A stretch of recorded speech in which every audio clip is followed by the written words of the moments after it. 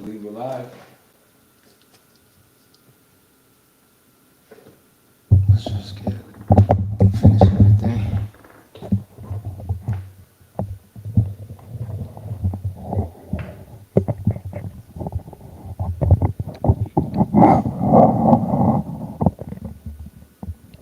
All right, there we go.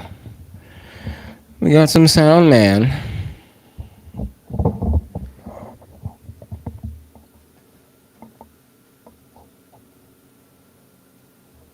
All right, we're recording. We should be live. We'll see. Give a few minutes, as the folks usually do, for whoever may get the notice to come in. And if not, one way or another, this is going down right now. So, boom, boom, boom. All right. All right, all right, all right. Yeah, that's good. It's on, right? Yeah, but it looks like there's a delay on that because that's kind of frozen. It's either that or we got some faulty software. But we're gonna go forward with this. You see? All right. Welcome to Solar Guidance. Those of you that are listening, some of you know who I am, some of you do not. If you're tuning in, this is the first live recording, so I'm not sure whether you're getting it delayed or not, but I'm going to assume that it's being recorded one way or another. I should have done more of a test run, but you know, one way or another is going to get done. So welcome to Solar Guidance, and if you haven't seen the clips on YouTube, you'll know that I usually just start out with some music. Now, I do have rights to all of this music, but here's the thing. Those of you that may be listening right now, and those of you that will be watching the recording, I'm streaming to 3 different platforms. That's Facebook, YouTube, and Twitch. And so I'm not sure, without going into deep explanation, I'm not sure if it's going to get kicked off on Facebook and Twitch, but I know YouTube, we should definitely be good because I've safe lifted the channel already. So what I'm going to do today is like a kind of rebranding, right? The company name, the channel name is SOULar Guidance. It's SOULar, soul as SOULAR, solar, not solar like the sun, but it's a kind of a play on that. But SOULar Guidance. And so the whole concept is that this is guidance for the soul. Simply put, it's guidance for the soul. So I'm going to read you the little introduction I have because on all these streaming platforms, you're kind of limited to the number of words in your caption and description. So welcome to SOULar Guidance. This is a space created for real conversations, real growth, and real people on the journey of becoming their highest selves.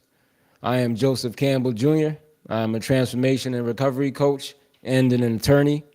My mission is to uplift, empower, and support individuals as they navigate healing, purpose, and spiritual awakening. With sincerity, humility, lived experience, and unapologetic authenticity, I'm going to bring you grounded wisdom and genuine heart to every conversation. There's no ego involved. I'm not trying to stand here and preach to you all. Nobody's perfect. I'm not perfect. This isn't scripted enlightenment. This is just honest dialogue. It's shared wisdom, and I'm building a community that's committed to growing and supporting each other.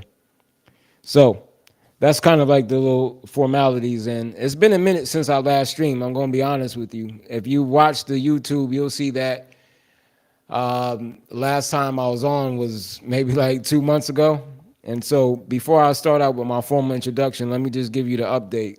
So the reason I haven't streamed in a while, or I haven't recorded in a while, is because I relocated. For the longest of times, I was in New Jersey. and I consider New Jersey home. I would say basically like 40 years now, and I've relocated. I'm in another state, so I took some time to just settle in, get things going, but I'm back, and this is the first show. I consider this the first show. Everything I did on YouTube was a warm up. This is the first show, and so I'm going to be streaming live pretty much every day. Right now, I've set the time from 5 to 7 Eastern time. That may change, but that's going to be the time for now. Monday through Friday, 5 to 7, and on Sundays I'm going to do something. I think I put the time 3 to 5. But if you go to the Twitch channel is the same as SOULar Guidance. Just look up SOULar Guidance, SOULar Guidance on Twitch, and you should see the whole schedule. I'll put it on YouTube as well. So you're gonna have to allow me to warm up a little bit. Like I said, this is just pure honest talk and conversation. And what I've done is I have 2 shows, right? Because I wanted to break this up because there's a lot that I'm trying to accomplish. And so that lines don't get blurred and people don't get confused as to who I am and what I'm about, I've broken it up into 2 different shows. One is going to be called This Is Not Therapy, and that's what you're tuned into right now. This is not therapy, but it's definitely therapeutic. And so on that note, before I get started any further, I'm going to read this disclaimer, then we're just going to get into it. You know, nowadays you got to watch yourself. So being an attorney, I could respect that, and I understand the importance of this. So here's our disclaimer. The information shared during this live stream is intended for educational, informational, and entertainment purposes only. I am a transformation and recovery coach. I am not a licensed medical provider. I am not a therapist. I am not a psychologist or a mental health professional. Coaching is not therapy, does not diagnose or treat mental health conditions, and should not be used as a substitute for professional mental health care, medical advice, or emergency services. If you are experiencing a mental health crisis, emotional distress, or medical emergency, please contact a licensed mental health professional, physician, or emergency services immediately. Participation in this live stream, including comments, messages, or questions, does not create a therapist-client or a counselor-client or a medical provider relationship. Any personal decisions you make based on the content shared are your own responsibility. By viewing or participating, you acknowledge that you understand and agree to this disclaimer. All right, so that's our disclaimer. I had to get real technical with you guys because, like I said, protect yourself. So, because this is a live stream, and it's kind of like, I watch people on Twitch, so there might be some, just work with me. There's going to be times where I'm adjusting the camera and getting things queued up. Right, but like I said, this is real and this is raw. This is unedited. So the same thing I did on YouTube, I'm doing here. I'm not editing any of this. It's not going to be edited in any shape, form, or fashion. There's no going back on what I've said or anything like that. If I need to correct myself, I will correct myself. But I do want everybody to kind of appreciate the fact that this is live. It's not going to be edited. And the first couple of videos I put on YouTube, they were not live. So one of them was 3 hours long. I had another that was 1.5 hours. I had some shorts that were about like 15 minutes long or 11 minutes. All of that was me talking to a camera. And for me, that's challenging, right? Despite what it may seem, I'm quite the introvert. So at the same time, like same token, apparently I have much to say if I could just get on here and talk 3 hours to myself, essentially. So I do have a lot to say. I do have a lot to share. The reason I'm going live is because I do want this to kind of be like a community. Like I do welcome comments. I do welcome feedback, positive or negative. It's not going to bother me. Like I said, this is the first recording, so as I go along, I'll get a little tighter. I'm pretty much a one-man show. I don't have anyone assisting me with the cameras. I don't have anyone assisting me with the software or anything like that. The important thing is that it's being recorded and that it's going to get out there. And so I know I'm live right now. I do have someone slightly assisting me, and we can see that we're live. I don't know if there's a delay or not, but I know I'm on. So hopefully some of you will get the notification and you'll join in. If not, like I said, this is going down one way or another.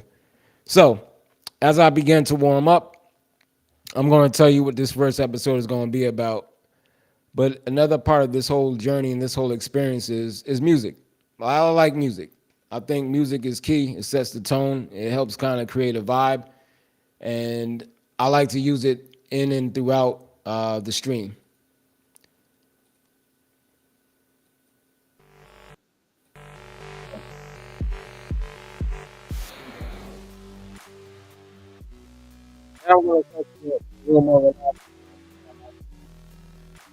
This is Solar Guidance. I'm your host, Joseph Campbell. I'm also known as Sekam Ra Min Ma'at. It may sound Egyptian to you. We call that Kemetic. And I'll break down the meaning to that somewhere along this journey. I'm also go by the name of Justin Orange. Some of you know me as Justin Orange, and I'll take that. And welcome to Solar Guidance. This is going to be a journey. You are included, you are involved.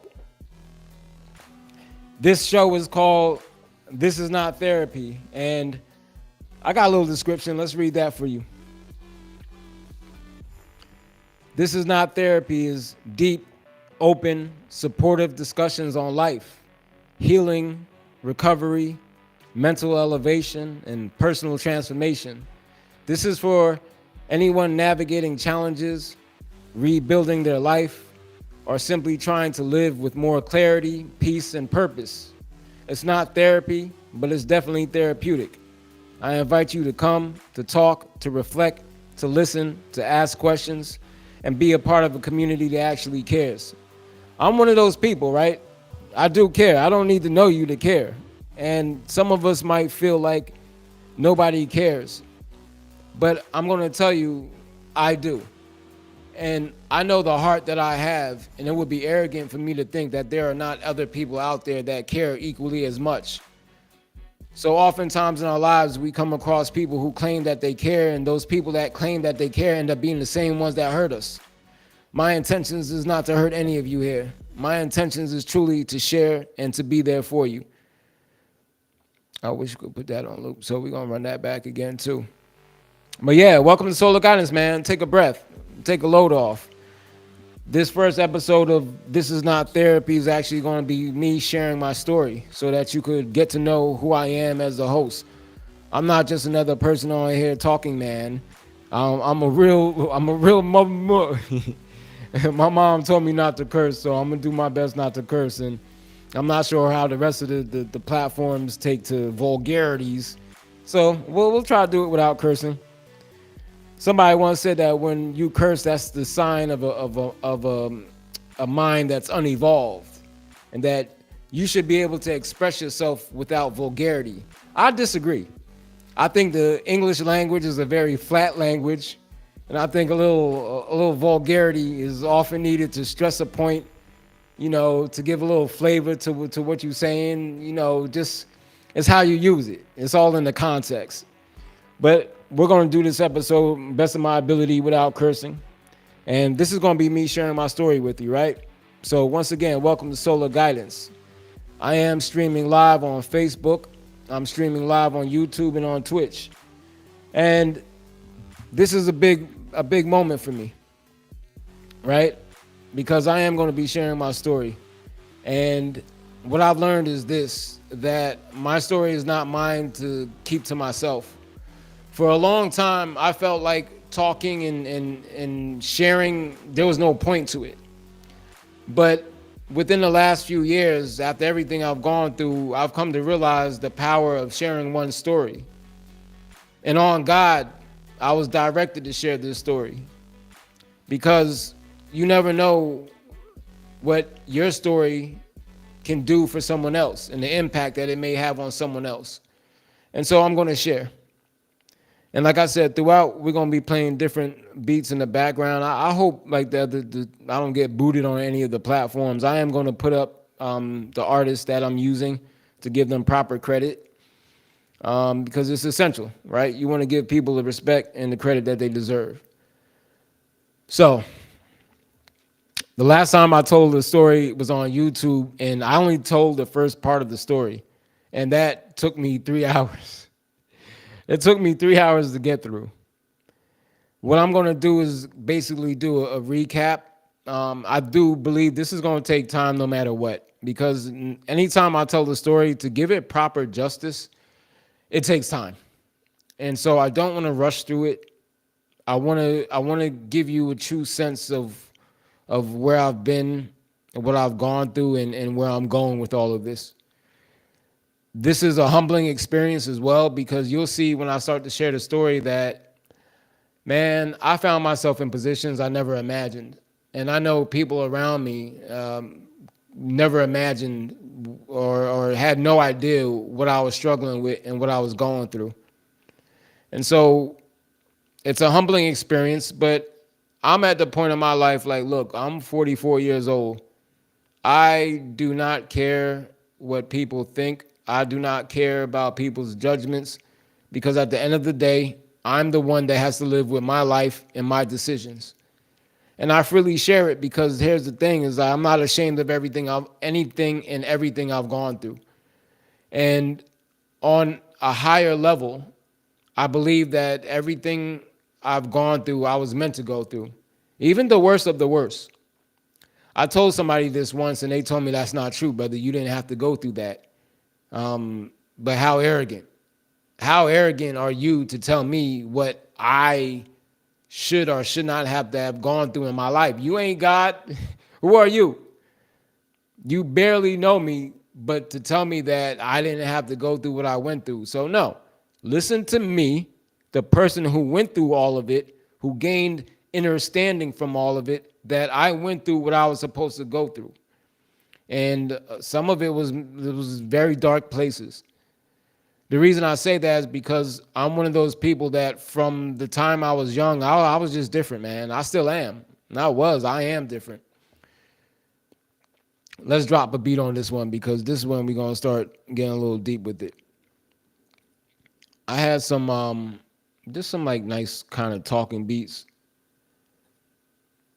Let's see if we're going to pull up one of those up.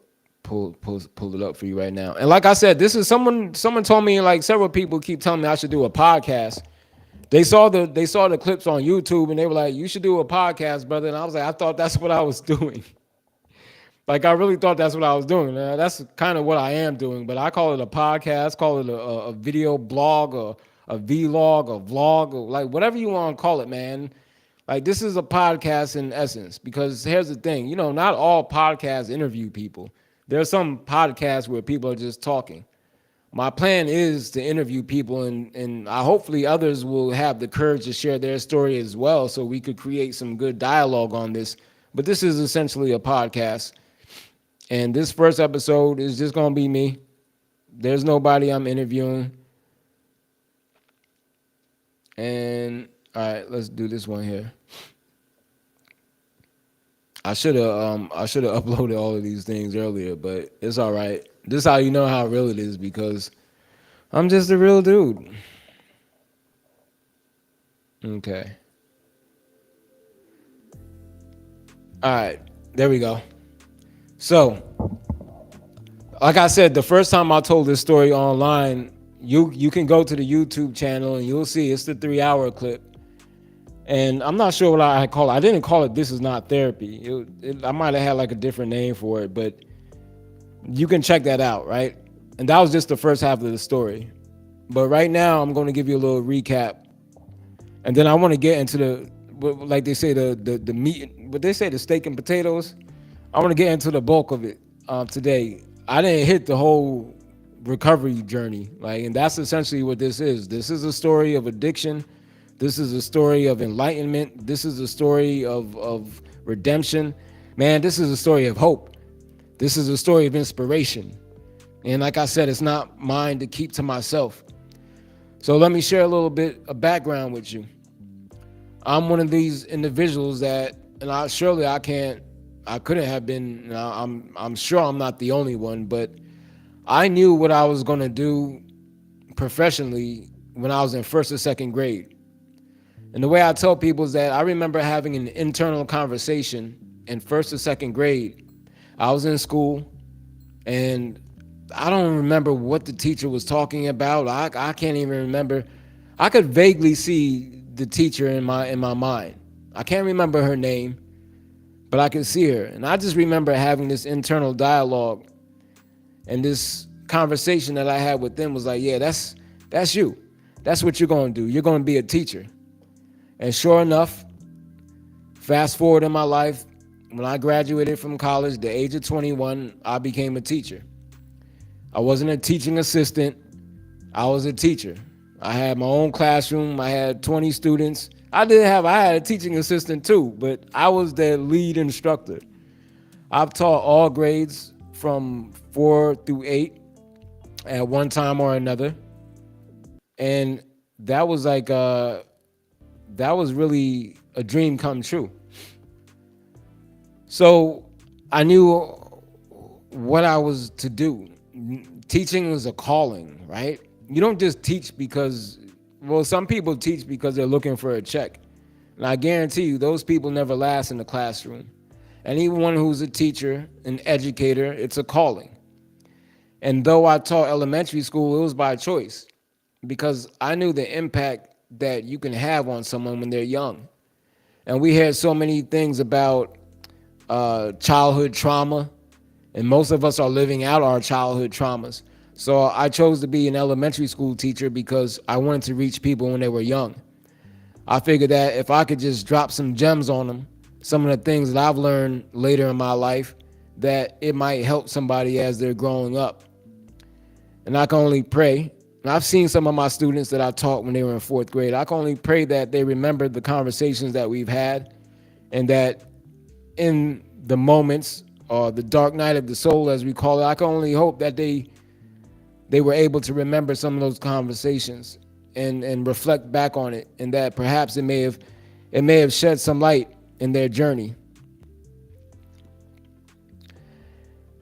And that was a calling. So at an early age, I knew I was going to be a teacher.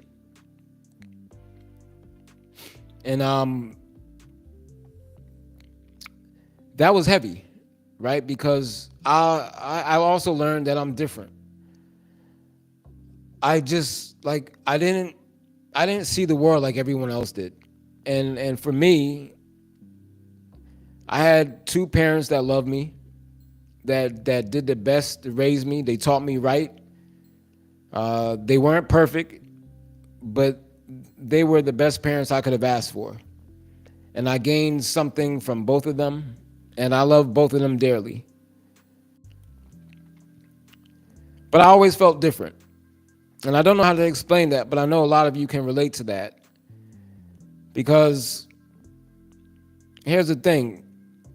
I couldn't accept what I was being told. That basically, that we're all born, right? And what do they tell you about life? Life, the whole purpose, you're supposed to go to school, get a good education, right? From there, you're supposed to get a good job. From there, you do what? You get married, right? You get the house with the white picket fence and the nice grass and the nice lawn, and you get the car. Then eventually you have kids, and then what? Then what? I don't know. You become a grandparent. Then what? You die. Like, that's it. When I was young, I listened to what everyone was saying, and I'm looking around me, and like, to me and in my world and in my thoughts, I'm like, there has to be more to life than that. Like, just going to school, get a good education, get a job, get married, have kids, get a house, get a car, then that's it. So I'm one of those people that was a truth seeker. I just I knew there was more to life than what I was being shown on the surface. So I dug, I searched, and that was me. Like I never felt like I fit in because I thought everybody else was having that same conversation, and apparently, it doesn't appear that everyone was. Not only that, all throughout my life, I always ended up being alone, alone in some shape, form, or fashion. Now, I would say I was not alone because there were people around me, but I don't want to describe it as loneliness because, like, I wasn't lonely because there were people around me, but I felt alone. That's how I should say it. I wasn't lonely because there were people around me, but I always felt alone. And I felt like I didn't belong because no matter what, I always ended up by myself in some form of isolation. I never chose to be that person, to keep to myself, to be isolated. That's not what I had in store for my life.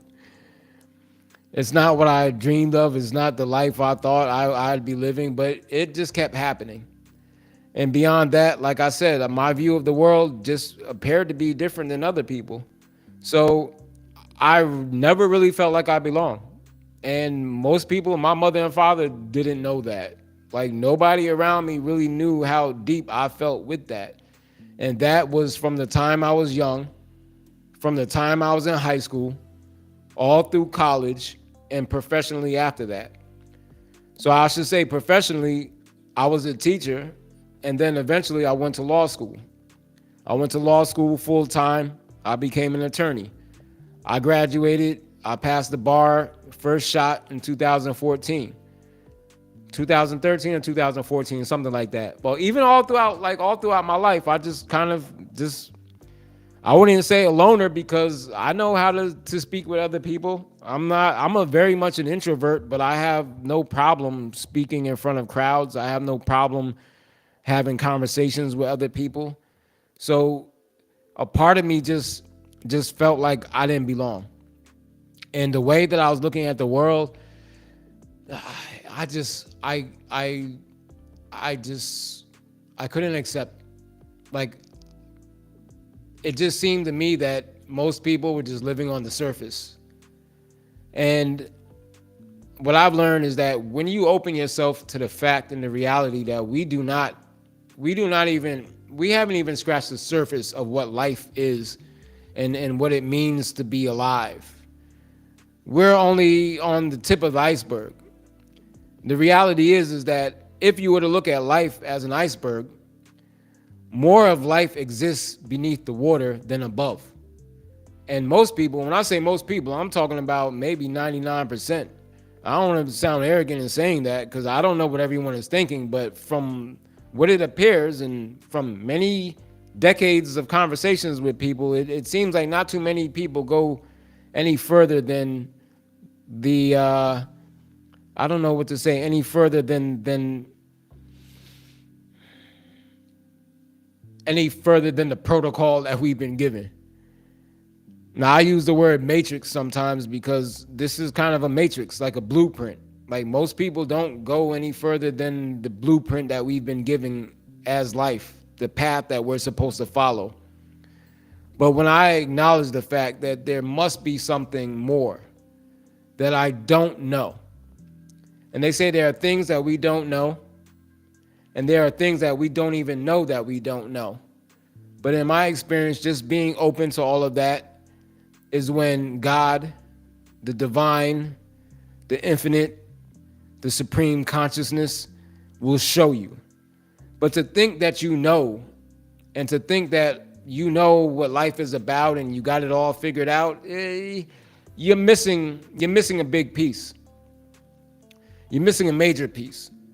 And that blinds you, right? That blinds you to the fact that you're only walking on the top of the iceberg and most of life is existing below that and beneath that. So I asked questions all throughout my life. And yet, I was shown things. Like I was shown things, and I'm going to say this too, because I got to pay proper respect to the individuals who came in my life throughout my life that were mentors, and there may have been few, but it's important I mention them so that they know. One of my first mentors, his name was T.J. Whitaker. He was a high school teacher.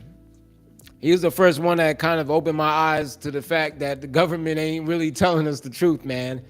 He told us about counterintelligence program, the COINTELPRO, about political prisoners.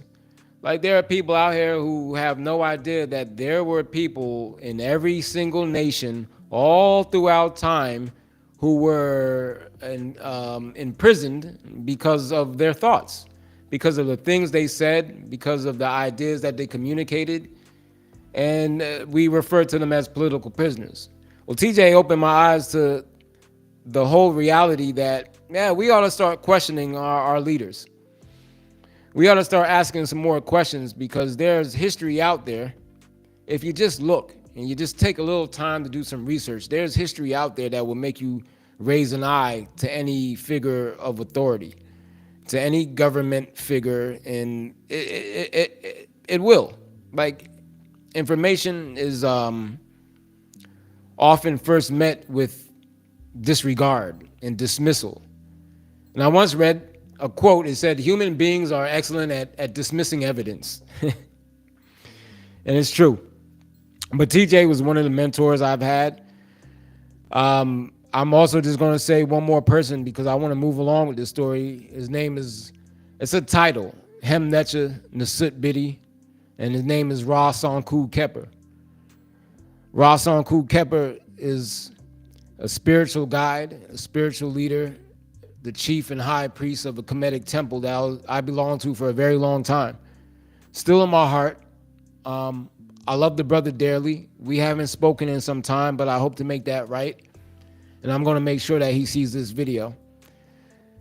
I told him once upon a time, and I know that he'll remember this, that he helped kind of confirm the things that I felt within. He helped me to see that I wasn't crazy, that there was more to life. And I thank him. I thank him for that more than words can ever explain. And I told him this, that no matter what happens, I'm content. I said I could die today and I'd be okay. And I know he will remember that conversation. So I brought up the mentors I had. I want to pause this beat because we're going to switch it up to another one in a second. But I brought up the mentors that I had because I wasn't on my own. So I had these feelings of isolation. I had, well, not even feelings of isolation. I've lived a life with a lot of isolation included in it. I felt alone, but I still had people in my life. I had mentors. I was a part of groups. But even within those groups, I just still didn't feel like I belonged. Maybe a part of it was me resisting. Maybe I didn't give them a fair chance and opportunity to really help with the struggles I was going through. So I don't hold anyone at fault for the decisions that I've made in my life, nor should any of you, right? It's easy to blame and say you didn't have this person in your life and you didn't have that person in your life, but at the end of the day, no matter what the situation was, you have to take accountability for your actions. Not just for your actions, but the things that you didn't do. So I give respect to those mentors that I've had in my life, and none of the decisions I've made are a reflection of their guidance, because they really gave me gems. They gave me the things I needed to understand and to bring my understanding to higher levels. All right.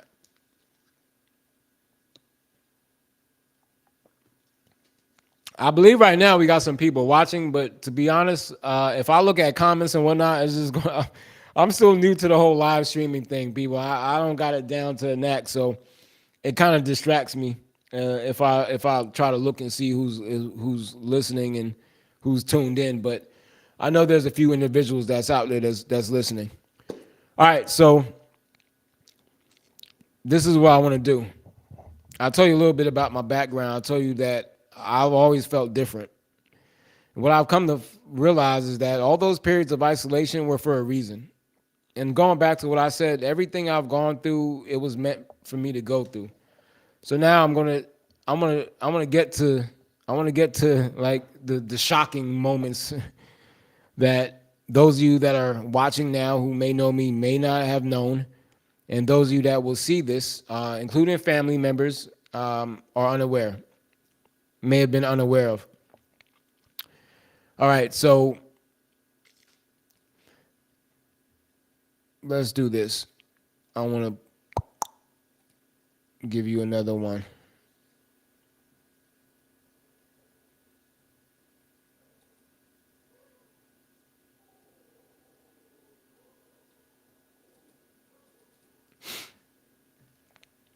All right, so those feelings ended up becoming unresolved issues.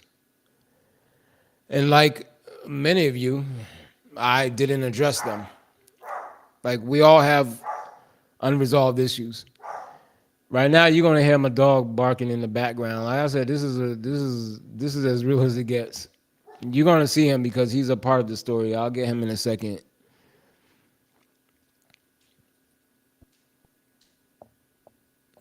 All right, so these are unresolved issues. How did I deal with my unresolved issues? Unresolved issues basically mean you have issues that you're not facing, you're not dealing with. And you could put them off as much as you want, but at some point, you're going to have to deal with them. The issue and the problem is that most of the ways that we deal with our unresolved issues tend to be unhealthy. So for me, I started drinking. Like, I started drinking in high school. Like many of you, right? Who knows why we start drinking? I don't know. I want to say there was peer pressure, and perhaps if I had other friends, I wouldn't have gone down that path. But I can't blame them people. Like I said, ultimately I take accountability for all my actions. But I was around friends that were drinking as well, and also know that there were other people in school that didn't drink. Right? Why didn't I hang out with them? Like everything happens for a reason.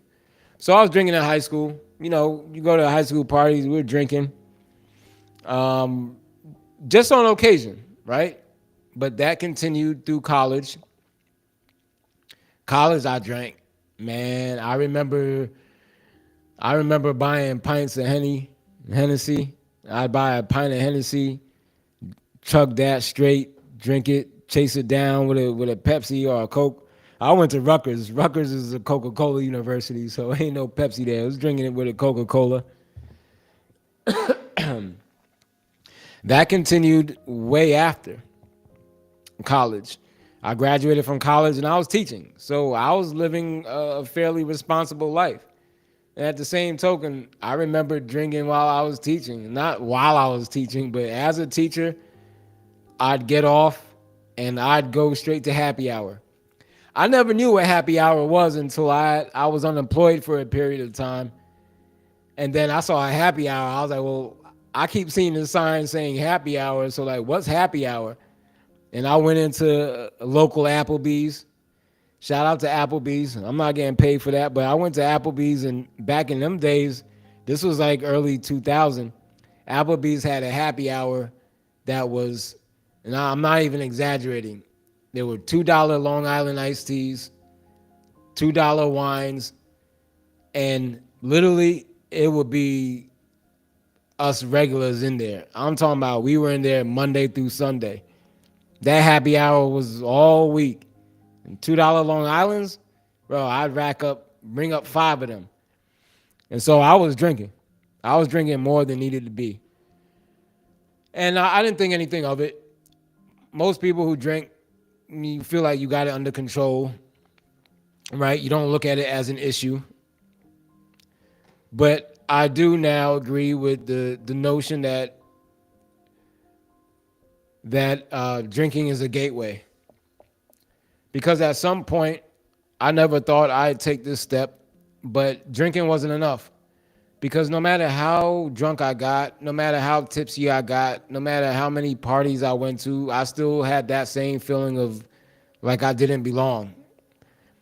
Like I still had that same feeling like I don't fit in. This is the part.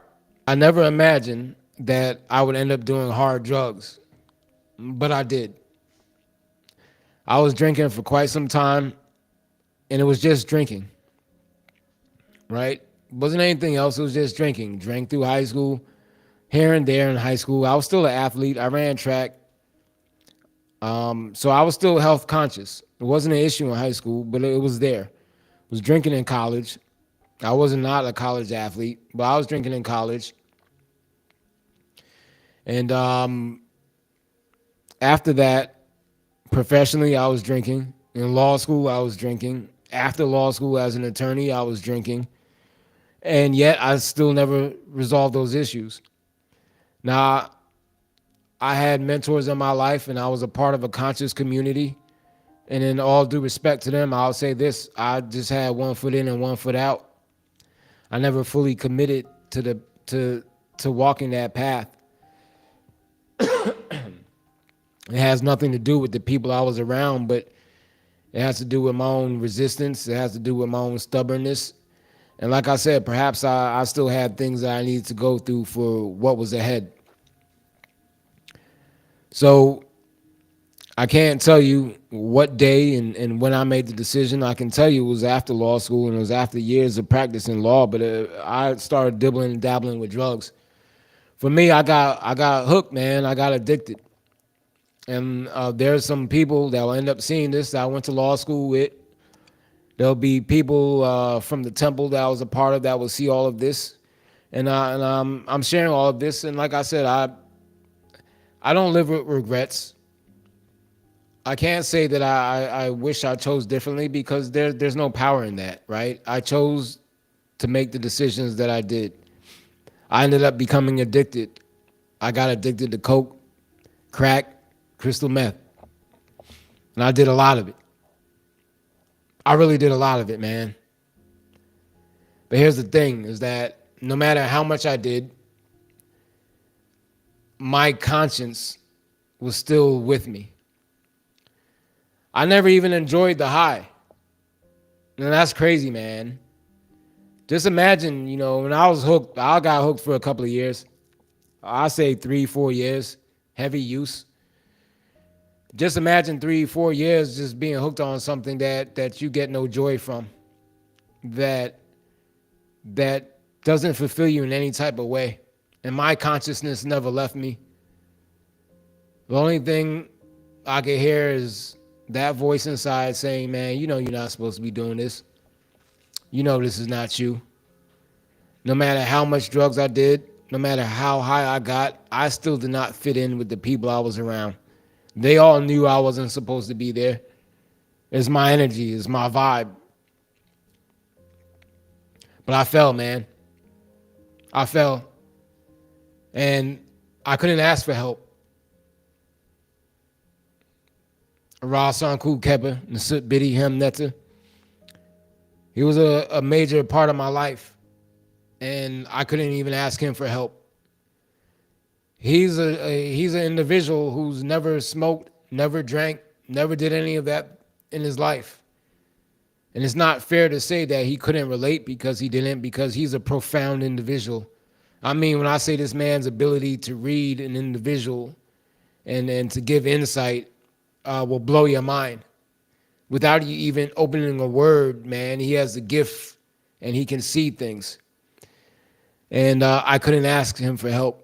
As close as I was to him, I couldn't ask him for help.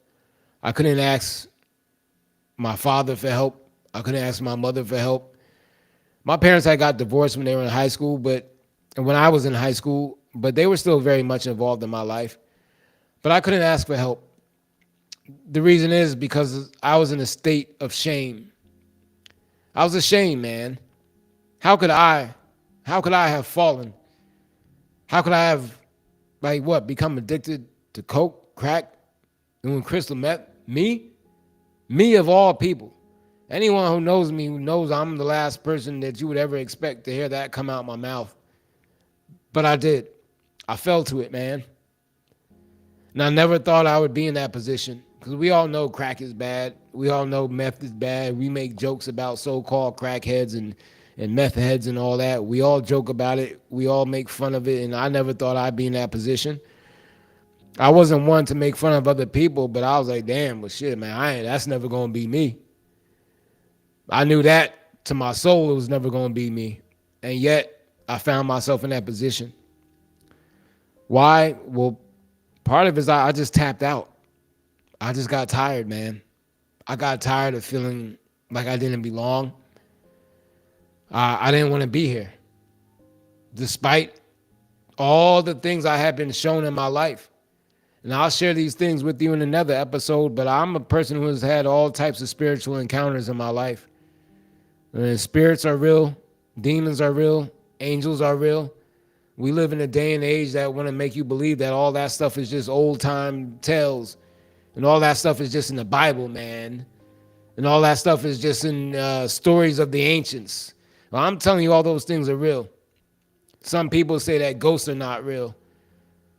Bruh, I have stories. I can tell you that nothing ever really dies. Nothing ever really dies. And the truth and the reality is that we are surrounded by things that we cannot see. I was exposed to those things from a young age. I have experiences. Not crazy, not losing my mind. I've had experiences at a young age. And I've met other people who did. And I got the teachings to make me understand all of that. Yet I still didn't want to be here. I didn't want to be here. I tapped out. That's how bad it was. And people would tell me, you didn't have to do that, and say, well, I didn't know it was that bad. But you never know what a person is going through. And so that's why I shared this story, because you never know what someone is going through. So I'm telling you, I'm one of those people that knew I was going to be a teacher when I was in first and second grade. I had mentors come in my life who guided me along the way, who showed me that, yes, son, life is deeper than you know. And yes, you are correct to ask questions. And yes, you are correct. You weren't wrong. Yes, you were different for a reason. They came in my life and they showed me that, and yet I still resisted it. I still resisted it. I ain't gonna lie, man. At some point, this is an emotional journey. So,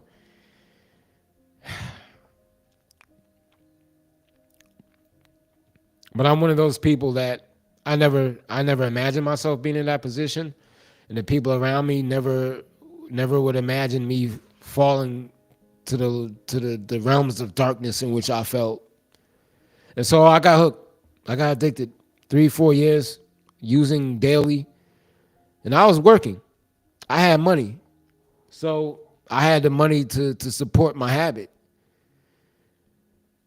But the whole time I never enjoyed it. I never enjoyed it. It didn't like, for one, you know what, I was trying to kill myself. Like, basically, I have a heart problem. I have a heart condition already. And I'm telling you, the amount of drugs that I was doing would drop a grown man. And I had the money to support it. I'm one of those people, I was getting other people high too. And as much as I did, I never enjoyed it.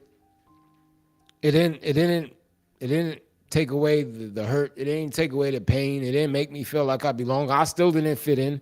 I thought that maybe if I dumb myself down, I'll be able to enjoy life like other people. I see other people laugh and I see other people smiling. Why can't I laugh and why can't I smile? Why does life have to be so serious? Why can't I just look at things like other people look at it? And I learned that it wasn't meant for me to. And no matter how, like, it was a slow death. Like, it's death by drugs. Like, it's a slow death. I didn't have the courage to jump off a bridge. So I'm laughing at it, but I didn't have that courage, man. I didn't have no courage to slam my car into a wall. And there's other people who have done that, so I shouldn't laugh. And don't think that the laughter is me taking that lightly, but I didn't. That's courage. I wasn't there. I just wanted to just slowly take myself out. I didn't have a plan. It was just, that's what happened. So right or wrong, that was the choice I made. And I don't need people to try to coach me through that. Like, I've had plenty of time to reflect on all of this. As you'll see, But that's what happened, right? That's what came of it. All right. So let's get to the point where there was a turning point. And I shared this. I shared this in the other episode, but I'm going to share you now because this is the turning point, right? This is where I left off at the 3 hour episode. So the 3 hour episode, I spoke about what was the turning point. I had this experience. One night, these thoughts came to me. And I'm going to end up speaking on these some more. But one night, 3 thoughts came to me. And they weren't even thoughts, they were questions. 3 questions came to me. I should revisit them in another episode because I know there's going to be people who see this who are still struggling. There are people who are going to see this who may not have made the decision to come out the darkness. But one of the missions I've been charged with is to do exactly that. I've been in dark places, man. It gives me a right to talk about these things. It gives me the right to talk about them in a way that others cannot. Because if you've never done drugs, those of us who have used, those of us who are actively using, you already know. We don't listen to people who ain't been there. Because the only thing they say is, well, why are you doing those drugs, man? Stop doing the drugs, man. Stop doing the drinking, man. Stop. That's all they say, and we get it. We know. But you just don't know. And that's not to say that people who haven't gone down that road can't be of help. So don't push away others. But what I'm saying is I've gone through it, and it's given me the right to speak in a certain way that others can't. Nobody can tell me not to talk the way I'm talking because I've been there. Nobody can tell me that I don't know what I'm talking about because I know what I'm talking about because I've been there. And that in and of itself is a power. So that's why I cannot have regrets over the decisions I've made because of the power that it has given me. So let me share these 3 questions that came to me.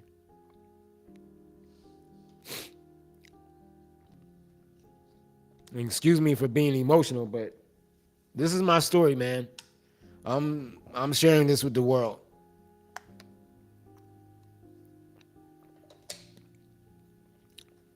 First question that came to me, and which I'm going to pose to some of you right now. Is this how you want to die? When I said the questions came to me, I mean they really came to me, man. I wasn't thinking about these things, man. I was probably high at the time. And although I was getting high, I told you I couldn't enjoy it. My conscience wouldn't let me enjoy it.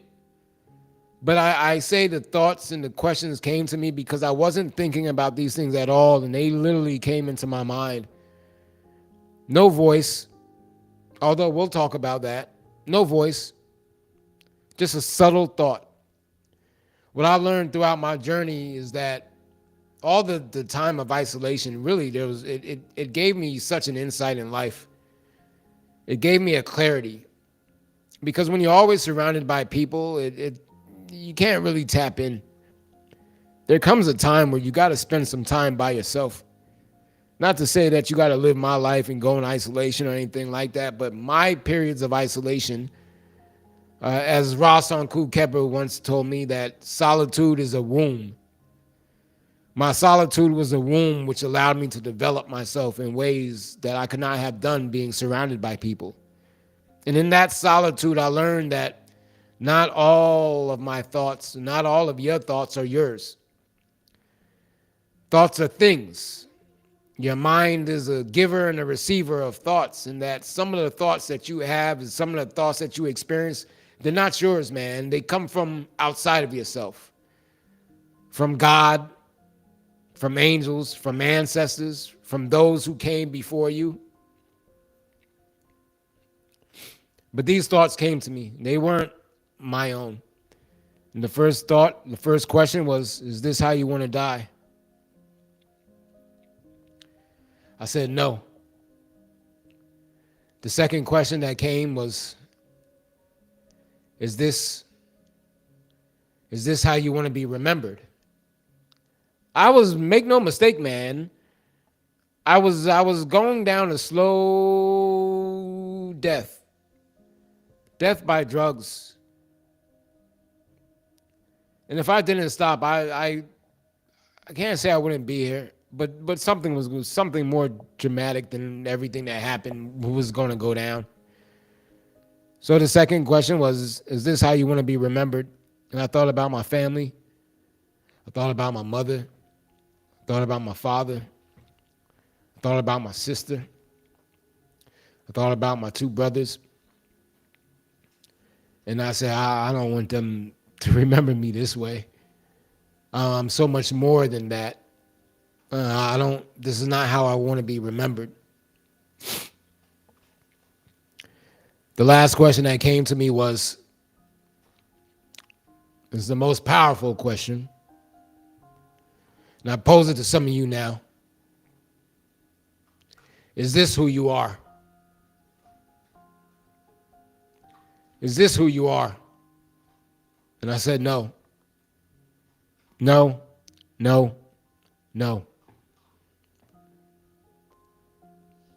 It's not how I wanted to die. It's not how I wanted to be remembered. And it's not who I am. That was a major turning point. That was a major turning point.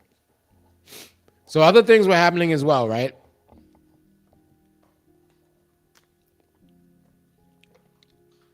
Not all of which I can share with you, but I'll share this with you as well.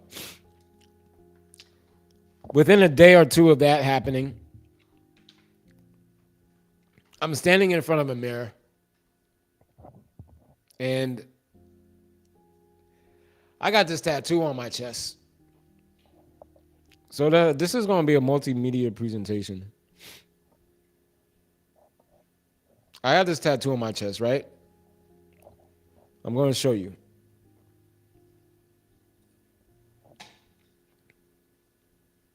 Check this out, y'all.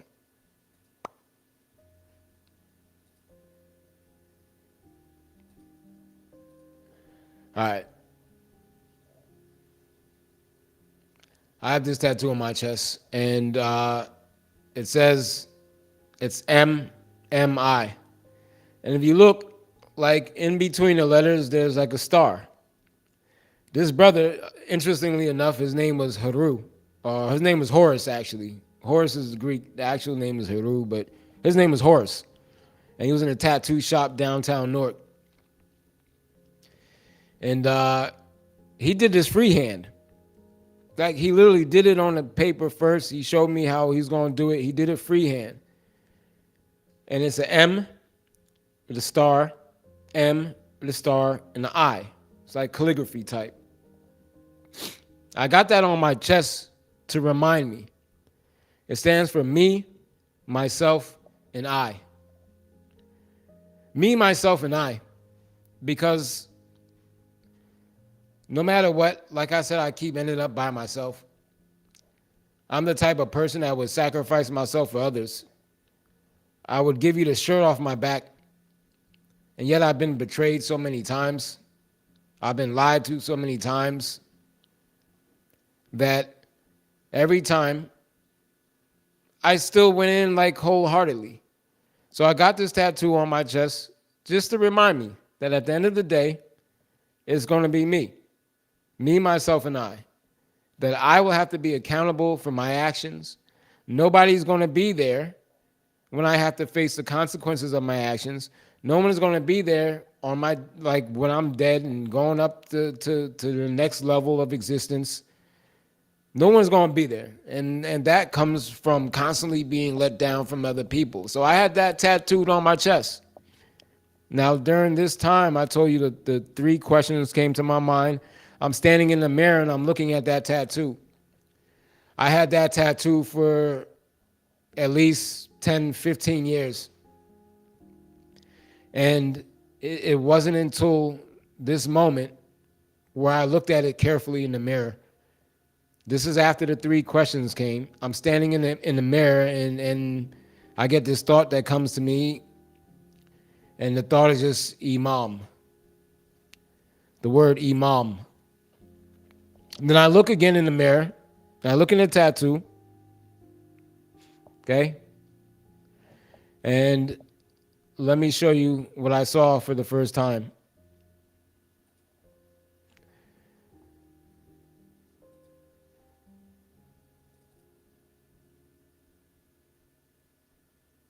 For the first time,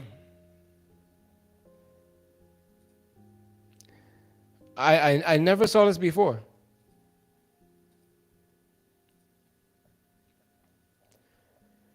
And for the first time, this is what I saw. If you look at the mirror of that tattoo, it looks like the word Imam. I am, and the swirls that the two M's make up is like an A, arguably. I am A.M. Imam. Now, I'm not Muslim,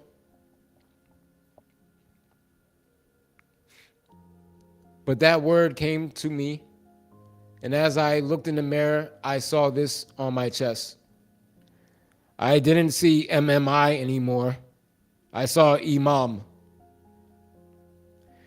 Those of you who don't know, an Imam is a spiritual teacher in Islam. It's a teacher, a spiritual guide. And what I've come to learn, and there'll be others who could share more insight, is that a true Imam is a leader of the people. And this person is chosen by the people to lead the people righteously in the ways of God, Allah, whatever name you want to use, man. And for the first time, I had this tattoo. I had the tattoo on my chest for so long. I never saw Imam on it. I just saw me, myself, and I. Me, myself, and I. But for the first time, I now saw Imam. And man, I'm going to tell you this. Every single morning I wake up now. Every day I wake up. Every time I get out of the shower, I'm reminded of my mission. I'm not Muslim. That path is not for me. Perhaps in another lifetime I was. And I've come to believe that in another lifetime, based on my life, based on who I am, based on everything about me, I've come to believe that in another lifetime I was an Imam. I was a spiritual leader, a guide, chosen by the people, chosen by God, directed and guided by God. And that is who I am today. I stand on it. I am chosen. I have been guided. I have been protected by this thing you call God. This thing that is beyond all of our understanding and beyond all of our comprehension, man. I'm one of those people that has been chosen. And I resisted it for most of my life. And I ran from it, the responsibility,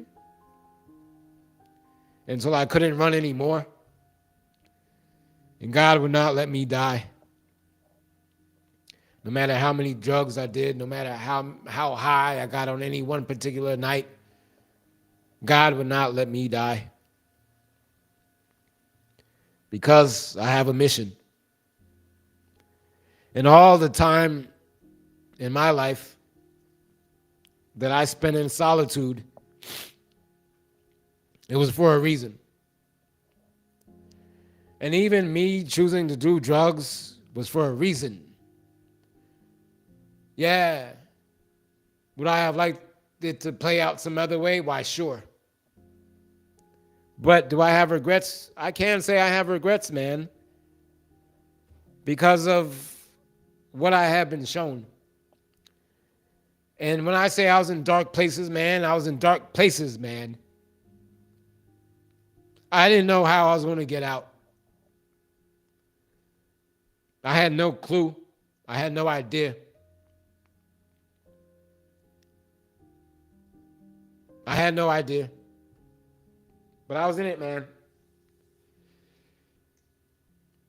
But I stopped running. So this is me accepting it. This is only the start.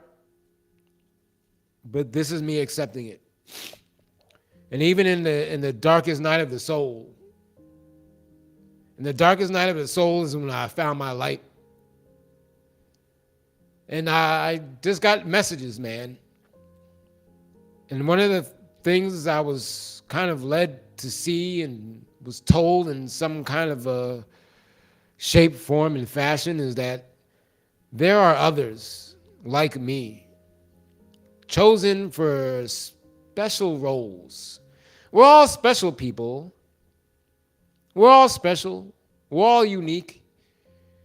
And there are some of us that are meant to help others to see that reality. But for whatever reason, similar to me, we don't feel like we belong. We don't feel like we belong, and we're doing everything we can to run away from that feeling. We try to blend in. We try to mix in with others. We call ourselves dumbing ourselves down with the drugs and all that, man, so that maybe we could have a good time like we see other people having a good time. But as we see from the world events happening, is most people are not as happy as they seem. And it's not for us to compare our journey to the journey of others. So, that was another major turning point. So I want to, we're 1 hour, 7 minutes in. I want to share with you this turnaround story now, right? I don't want to just talk about the dark times and the bad times. Let me show you a hell of a recovery story. So this was happening during COVID. Everything I'm telling you about was happening during COVID. The climax, I can't even say the climax of it because this is a mission now, right? And it's an ongoing story. It's an ongoing journey. You're going to be joining me. You're going to be seeing the growth. You're going to be seeing the progress. So this has been ongoing for like the last 5 years now. But those events were a major turning point. So I said I gotta get right? Because clearly God is not going to let me die. As much as I try, like it is not happening. And I wanted to stop from the time I started. I couldn't ask for help because of the state that I was in. I was in a state of shame, man. And what I learned is like shame is not a feeling. It's a state. It's a state of mind. And we're going to talk about what a state of mind is. But I was in a state of mind of shame, man. And when you're in this state of mind, you feel guilty. You feel embarrassed. You feel disappointed. You feel like you're let down to other people. That is what we call shame. But shame itself is not an emotion. It is a state of mind. I would say more powerful than just one emotion, because when you feel shame, man, other things start to happen. You start to feel other emotions. So for me, this state of mind of shame is what brought embarrassment, right? It brought disappointment. And I felt that I couldn't ask anyone for help. I told myself, I got myself in this position and I'll get myself out. And so I went on a journey. And I don't recommend others to do this. I'm quite a character, yeah. I'm different, man. And so here's what I did. I'm going to share with you some pictures and stuff. And this is what I want to do. I want to switch up the beat. So I'm going to show you some pictures. What I did, I was in New Jersey at the time, And so I left. I left. King, King, come. Come, boo boo. I left, and I had this little fellow with me. Come. Come here, man. All right. This is King. I had this pup. He's a Yorkie. This is my boy. So I left New Jersey with King. I wasn't going to leave my dog behind. So King came with me. And we hit the road. At the time, I had a nice car. It was a 2010 Dodge Challenger RT. Stick shift, man. Not no Tiptronics, man. Stick shift. 3 pedals, man. V8 Hemi. Man, I packed up the Hemi. I put my bags in the trunk. I had like a book bag. I bought a bunch of clothes, right? And I left. And my goal, and it seems counterintuitive, but my whole goal was to go to Miami. I wanted to go to Florida. And yeah, I know Florida is like kind of central for like, drugs and all kind of shit. But I chose to go to Miami because one, I was just thinking about the beach. I was just thinking about the scenes and just, I had to unplug. I was in New Jersey most of my life and the temptations were there. I needed to get away from it. And here's the other thing as well. I was fired, terminated from my job. My work product was slipping. I was like semi-functional. Like I go to work, I get stuff done, but I wasn't being too productive. My work product was slipping. Truth and reality is I had grounds to contest my termination. But because I knew what I was doing and I knew I was slipping, I didn't challenge it. I could have challenged it on legal grounds. I didn't. I said, okay, well, I got fired. I got terminated. It's during COVID. I had unemployment coming. And so I was like, F it. Like, I got unemployment coming. I had more than enough money in unemployment coming to pay for rent for an entire year, to relocate, essentially, to even give myself several months off to get right and to figure out what I was going to do next. So I left New Jersey. I had filed for unemployment. And I'm like, all right, unemployment usually takes, once you get approved, it takes like 2 weeks for it to start, the checks to start coming. So I had this plan. I didn't have no money. I burned all the money up using drugs, man. So I asked what few friends I had, a few people that were willing to give me money. I gathered up a couple of dollars and I got gas money. In my heart and in my mind, I didn't think I was going to have enough to get down to Miami, not driving no damn V8. A V8 stick shift, Hemi, like from Jersey to Miami on limited funds. Yeah. So I never made it. I never made it to Miami. Here's the thing. I ended up in Atlanta. I ended up in Atlanta, Georgia. So I get to Atlanta and I'm like, all right, unemployment going to come anytime now. I'll be able to get a place so I could get some gas money and I can end up finishing the ride to Miami. And the thing is, like, unemployment kept sending these emails, sending these notices. Any of you that filed during COVID, you'll know what I'm talking about.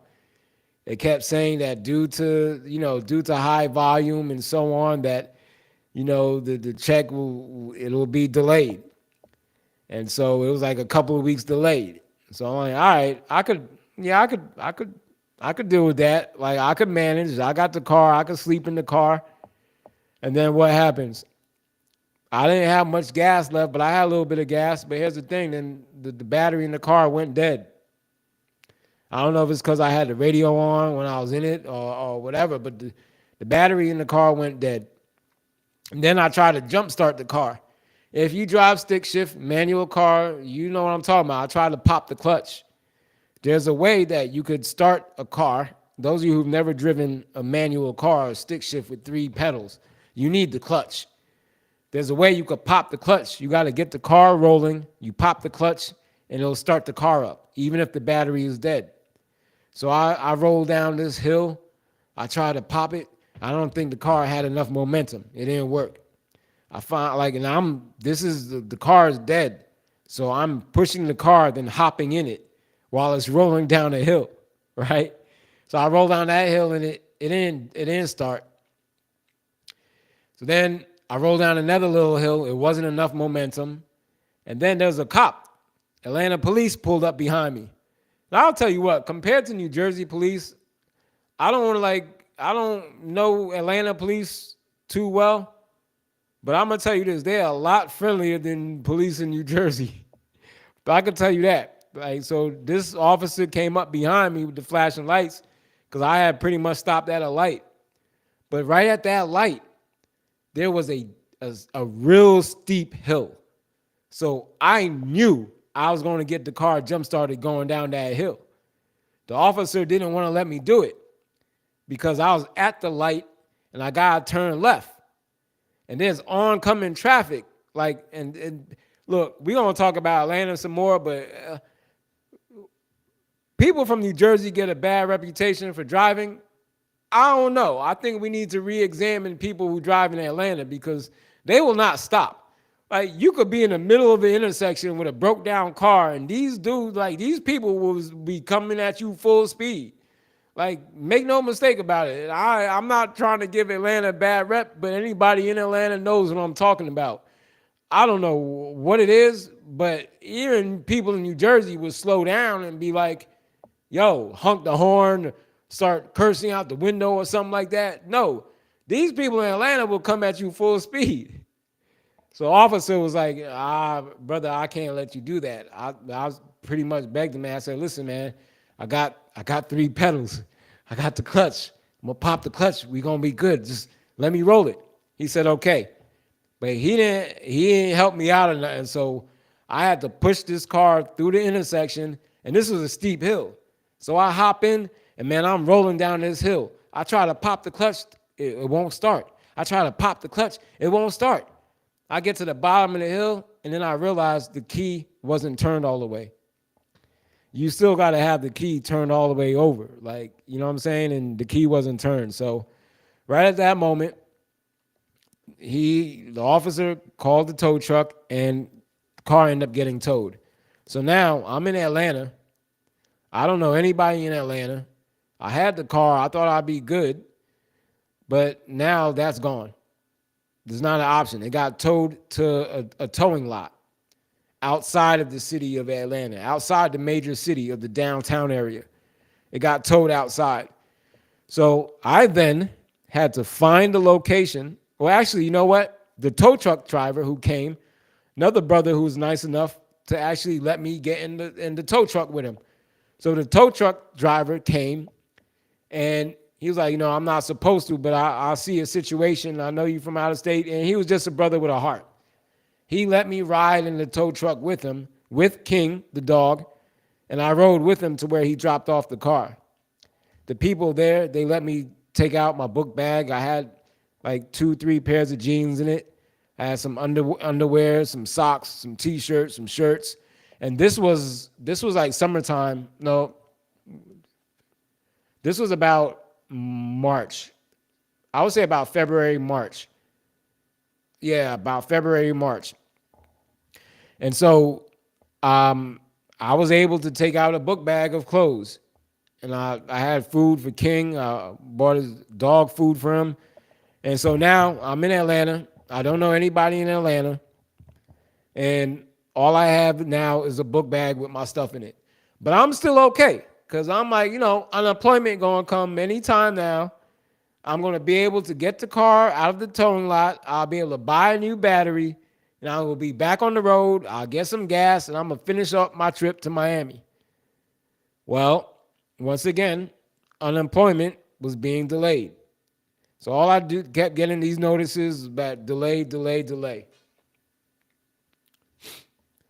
So now, here's what I'm going to tell you. I know that I was guided because I didn't know anyone in Atlanta, and the car got towed outside of the downtown area, but I could see the buildings. I could see the high-rise buildings, And I said, well, let me make it over to those buildings. Let me just start walking in that direction. And it was a few miles outside of the city. So I'm with King. I got his dog food. I got some water for him. I got my book bag, and I just started walking. I started walking towards the city, downtown Atlanta, what I found out it was. And I get to downtown Atlanta, and of all places that I can end up, of all places I can end up, I end up in a place called Five Points. This place is called Five Points because they say it's where all corners of Atlanta meets. All directions of Atlanta meet in 5 points. And I walked and I walked and I found this park. Of all the places I could end up, I found this park. The park was called Woodruff Park. Now let me tell you about Woodruff Park, and I got some images for you. I'm gonna share with you. Of all places for me to land them, I land in this place called Woodruff Park. And when I get there, I see a bunch of homeless people. So I'm like, all right, well, I guess this is where I'm gonna be. And let's show you Woodruff Park. And let's see if I get let's see if we get another. I see I want something that's not like too upbeat, but we could pick this up, right? It's starting to. All right, so I end up in Woodruff Park. Let me show you some pictures of Woodruff Park. I actually have some video as well. I don't know if yeah, I like this. This be a little more up tempo with it. All right, so we end up in Woodruff Park. Let's show you some images of Woodruff Park. I have a video. I'm not sure if I'm gonna show you that. But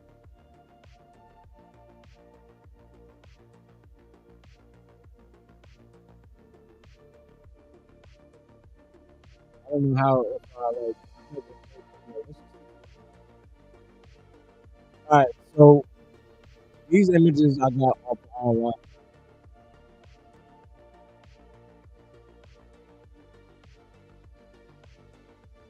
For those of you that's tuned in, watching, and listening, I hope you enjoy. Like I said, this is gonna be the first recording of me. Consistently though, I'll be streaming again tomorrow, same time. And whatever I'm going to do tomorrow is, if anything, I'm going to reflect on this journey more. But right now, let me just get it out the way. And tomorrow, I'll share some more insights and make this mean something, right? So yeah, let's share this with you. And this is not, trust me, this image of Woodruff Park is not the everyday scene. All right, so that's let's see if we're good. Yeah, see? So Woodruff Park is interesting because it's surrounded by buildings, like major buildings. It's like damn near in the center of Georgia State University, the campus of Georgia State University. Apparently they be having like certain out like events out there. But I'm telling you, this is not that's not Woodruff Park as it is today. It's not what it was when I was there. It was like a lot of, I'm not gonna say a lot, but it was a good number of homeless people there. So I'm like, all right, apparently I'm gonna be homeless until I get this unemployment check. So I figure that's a good place to camp up, right? If they there, I'm homeless, they homeless. So like, hey, I got to the right place. Now let me, I'm gonna see, show you something else.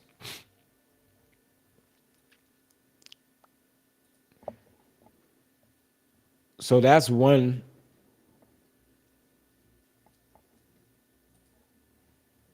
Um, this is another picture that's kind of like, yeah, this shows kind of, this is a shot at nighttime, right? So this is another one. Now I'm gonna tell you that fountain. It was several nights, um, at nighttime. Like literally, when I say I was sleeping in that park, I slept in this park for just about 3 months. I slept in the park for 3 months. And when I say I was guided there, because I literally ate every single day. There are organizations, there are churches, there are nonprofit organizations, and there are just individuals who come and drop off food. So I didn't have any money. Didn't have the car anymore. I had King with me, and I just had clothes in a book bag. And I was led to a place where literally I ate every single day. I didn't know how I was going to eat. I was just moving with the understanding that unemployment was going to drop any time now, so I would be okay. But unemployment, which I'll end up telling you, it took about 10 months for me to get my unemployment.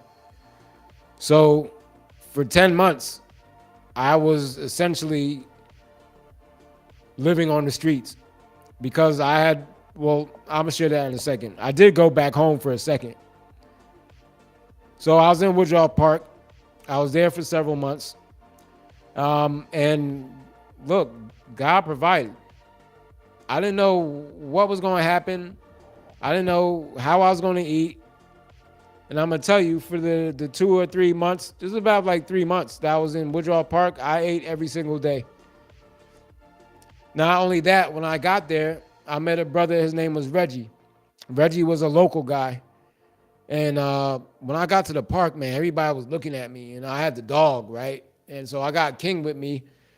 And I don't like, I don't know. I'm from Jersey, right? When anybody started talking about that, hey, they didn't even say it was a cute dog. They're like, that must be an expensive dog. That's what everyone kept saying. That must be an expensive dog. So now I'm like, all right, like now I gotta watch my back and I gotta watch out for King, because anytime someone want to tell you that your dog is expensive, like why you keep asking me how much I paid for the dog and this, that, and the third? I ain't like that. Well, I ain't like that at all. And I got some edge, so I wasn't cursing nobody out, but I wasn't letting nobody come close to me. Like, I was good. You want to keep telling me about my dog and asking me how expensive it was?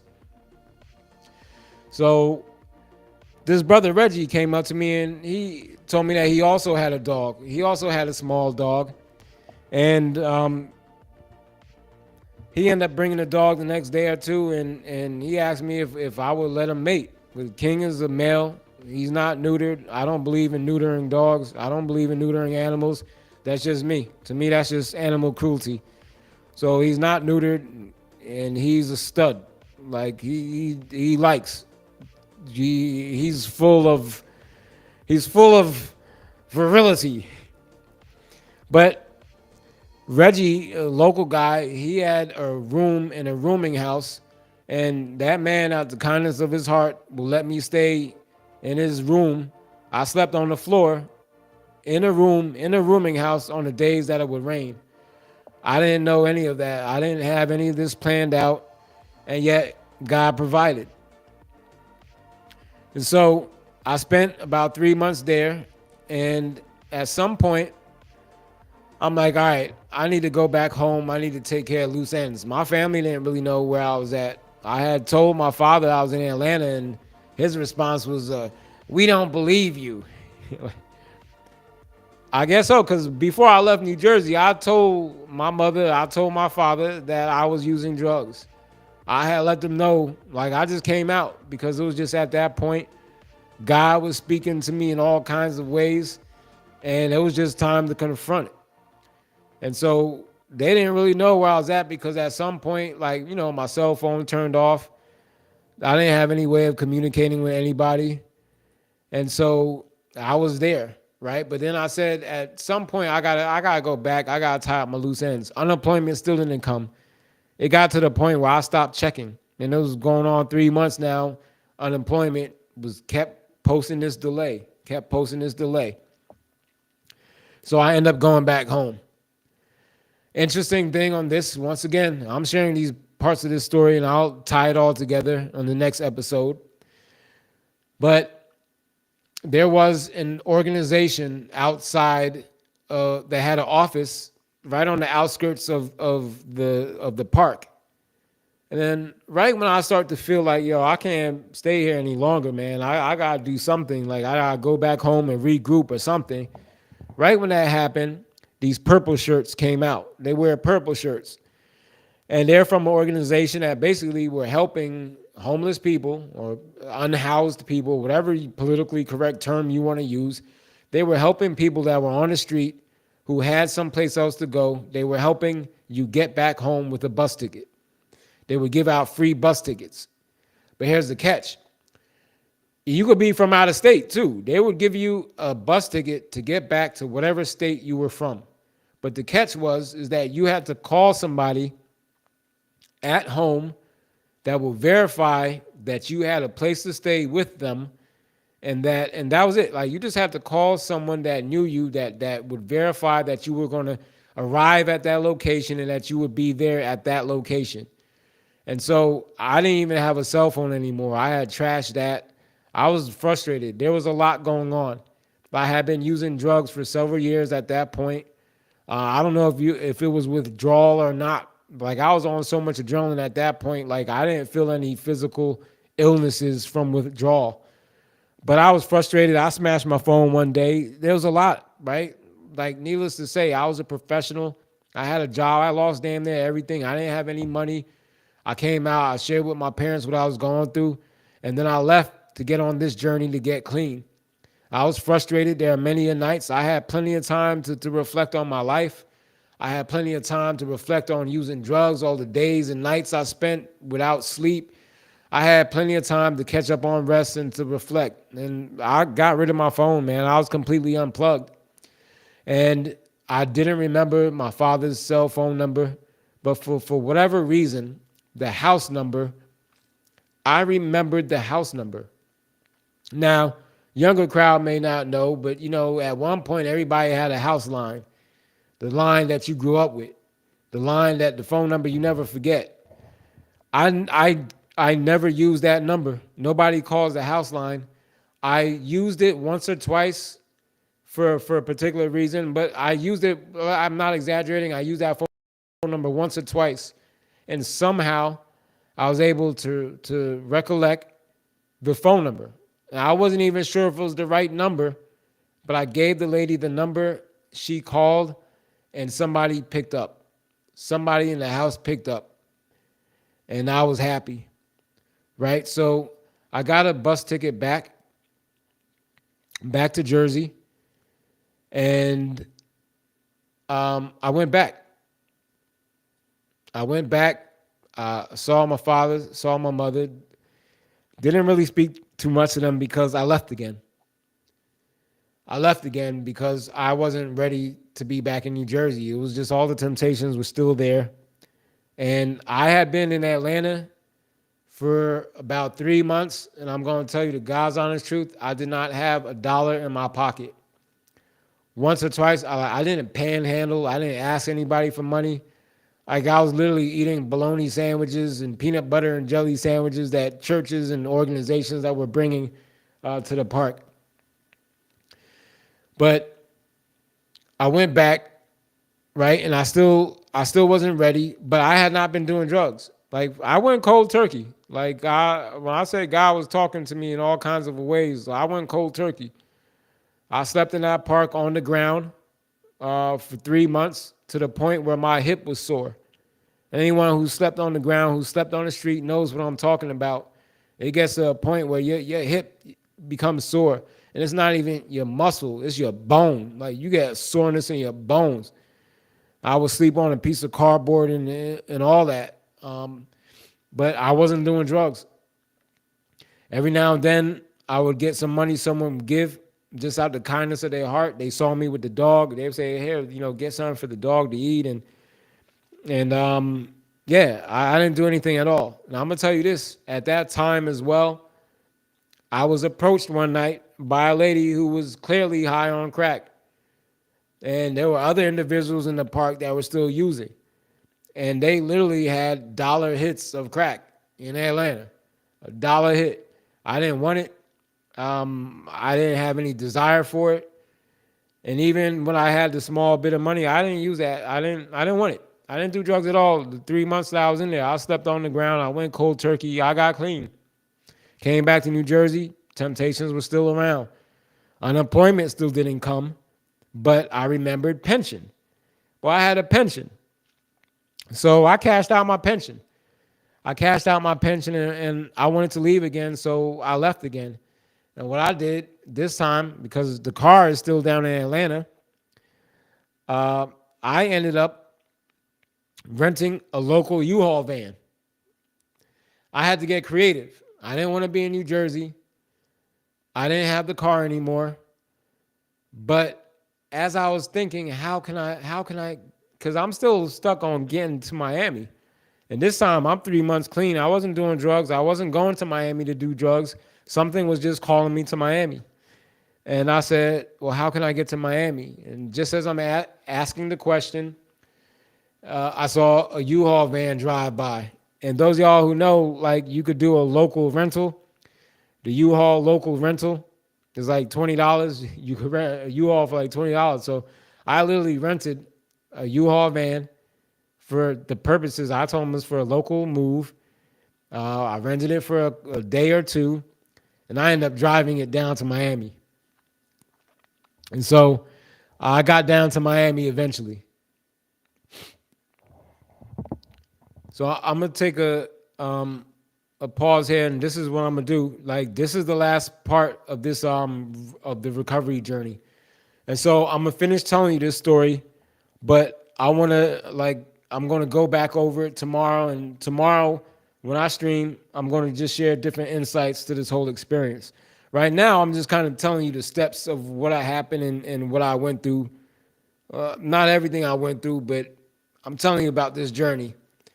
Why I'm sharing all of this, I'll share more of that later on. But there's somebody that's listening, and if not right now, there'll be somebody that's listening in the future that hopefully this will encourage them and inspire them to just take action.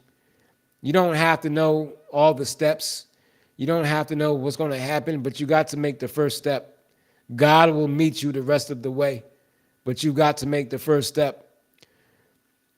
All right, so I get the U-Haul van, and we end up. I want to drop another one on y'all though. I get the U-Haul van and I drive to Miami. I still got King because King going wherever I'm going, and so I get to Miami, and Miami is different. Miami different than Atlanta when it comes to homeless folk. At least the part that I was in, there wasn't no churches. All right, bringing no food around, nothing like that. I knew I had to eat. That's the thing as well. I found this spot in Miami where I camped up at. And I'm gonna show you pictures of this. So I ended up sleeping on the street in Miami for like at least 8 months. I slept on the street in Miami for 8 months. Wasn't doing drugs at all. Like, I had stopped. Like, I wasn't doing drugs at all. I was clean. I was getting my body back, my physique back. I literally got up to doing about 500, 600 push-ups a day. When I say 500, 600 push-ups a day, I mean real push-ups. Not them half-ass push-ups people be doing calling push-ups. No, I'm talking about all the way down, all the way up. I was doing 40 in a clip, 50 in a clip. Taking my time doing them as well. I got my physique back. I was doing my squats. I was doing like dips. I was really getting back into the swing of things. I had found a new step. I found my second breath. Now let me show you where I stayed at in Miami. So I slept on the street in Miami for about 8 months. And let me show you.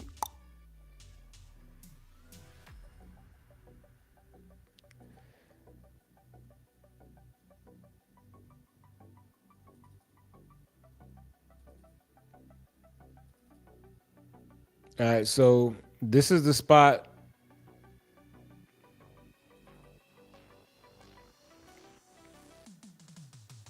That's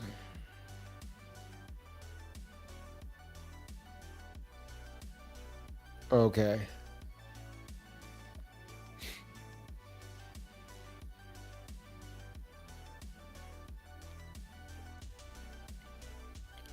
So it's kind of I think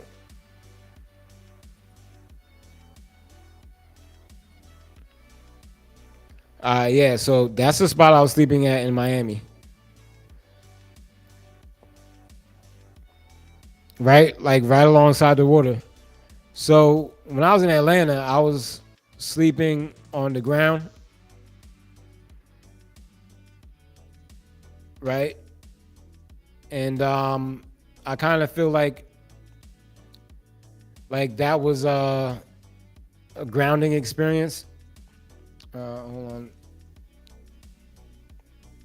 I lost y'all for a second.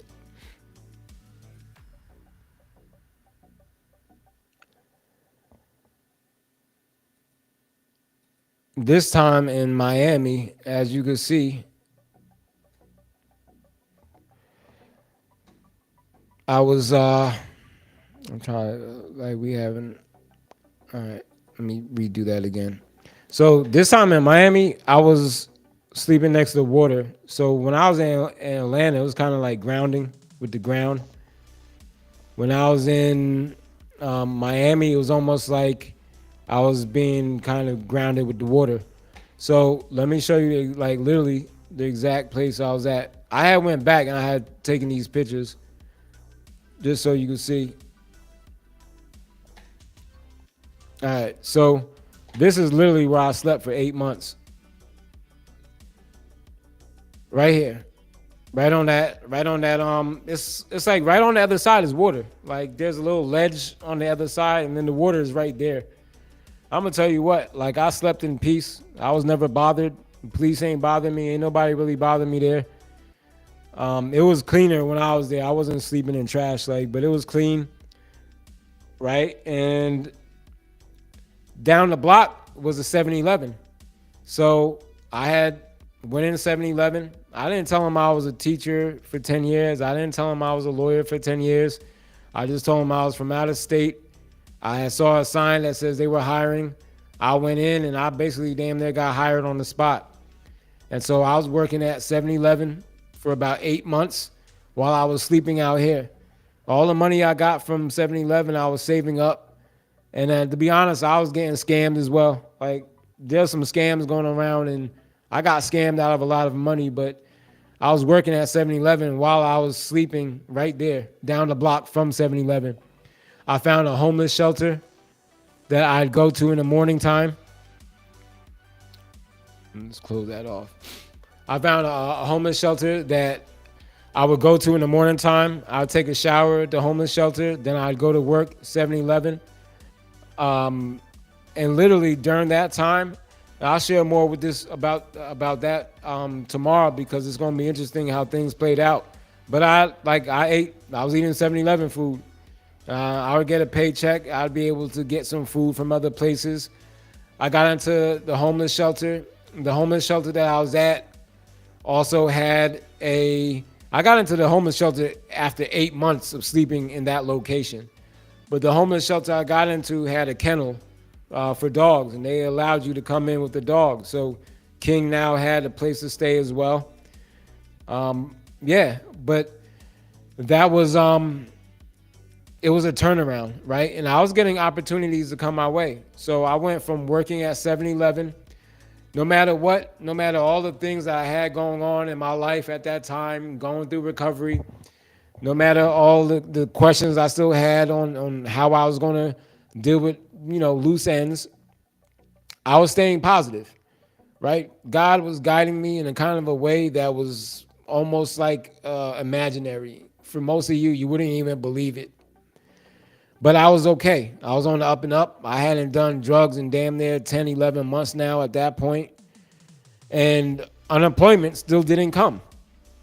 But I was doing okay. I went from getting paid $15. I think, no, they were paying me $10 an hour at 7-Eleven. And that's during COVID. It wasn't even that long ago. They were paying me $10 an hour at 7-Eleven. And one day, I was good. Like, I was having fun doing it. And that location I was at is in Brickell. It's in Brickell, Miami. And any of you that know anything about Miami, you know that Brickell is like the touristy area. It's like an upper class area. And so the 7-Elevens are open 24/7. There will be people coming out of clubs. And I'll say this was during COVID, but Miami did not shut down. I'll tell you that. There was still people partying. The clubs were still going on. Ain't nobody have no face mask on or anything like that. After the clubs let out, everybody was coming to 7-Eleven, buying the pizzas, the hot dogs, the glizzies, and all that. And so I was just working the line. But I was good. Like, I'm good at anything I apply myself to, trust me. And so I'd be having two registers. I'm operating two registers with two full lines. And I'm jumping from one register, ringing up that person, going to the next register, ringing up that person. I already bounced back here. I got their money. I gave them their receipt. They changed and everything before the other person at the other line was able to even take out their money. I was that good. I'm joking with people in line. I'm making the best of my situation. I know at some point unemployment is going to kick in and I'll be able to really finish through with the plan that I initially started. All right, unemployment still didn't come though, right? And one night I got approached by two guys in the 7-Eleven and they just saw the way I was moving and the way I was working. And that led me to getting hired at P.F. Chang's. I worked at P.F. Chang's Chinese food restaurant. I got trained on the woks. I was a line cook. And I went from getting paid $10 an hour to getting paid $15 an hour. And instead of eating pizza and hot dogs from 7-Eleven, I'm eating like quality food that I was cooking myself on the woks. That's on the menu that people were paying $20 for. They let us eat for free. So I was getting my meals from P.F. Chang's now. I was so good at what I was doing that literally, and once again, they didn't know anything about my drug use, my recovery. They couldn't tell. They didn't know I was an attorney for 10 years at that point. They didn't know I was an educator, a teacher for 10 years. They didn't know any of that. They just knew I was working at 7-Eleven. They saw my ability to multitask. They saw the way that I was working with people, and that opened up an opportunity. And so I was so good at what I was doing, like literally I would be cooking 3 different dishes at the same time. We had 2 fryers on the side, and it would be 3 woks in front of us. And if you know the wok is on top of a torch. It's not just like a little fire. So I got 3 woks in front of me, cooking on 3 woks and 2 fryers with stuff frying on the side at the same time. I was that good that the managers there and the head chefs there were actually training me, and they were going to put me in line to become an executive chef. Like, if you're good at what you do, especially being a line cook and all that, and you got talent, there are certain organizations, certain restaurants that would put you through school, under agreement that you would work for them, work with them, but they were going to put me into culinary school because I was that nice. I ended up leaving. I'll share that another episode, but I left. Shortly after I left, I started just hanging out at the shelter, right? Because I was kind of burning myself out. I was working damn near full time at P.F. Chang's. And this is all me going through recovery. Like, this is all months before. I didn't know what was going to happen, where I was going to end up at. I didn't know where I was going to be sleeping at. I didn't know where I was going to be eating at. And each piece along the way, like, the answers were provided. God provided. The Most High provided. The Supreme Creator provided. All I had to do was take the steps. I wasn't doing any drugs at all. And so now I'm going to tell you about the time I relapsed. So I was doing good. And at this point, it's damn near like a year in. Let me go and slow that down. Stop that. This time, I'm about a year clean now. And the thing is, and the reality is that even when you haven't been using for that period of time, there's still kind of like a residue, I call it. It takes time to get hard drugs out your system. So I had not been using, and I shit you not, I wasn't using at all. But then unemployment dropped. And the truth is, although I wasn't using, I was still having these dreams and these ideas like, yeah, when unemployment dropped, man, you're going to party, you're going to have some fun, we're going to do meth, we're going to do this, we're going to be up all night, we're going to have a good time. Because that shows you that, like, I still hadn't fully learned my lesson. I did feel like I'd have it under control because I went cold turkey. But once again, that was arrogance creeping in. And so Unemployment finally dropped. Unemployment finally dropped. I had been waiting for unemployment for damn near 10, 11 months now.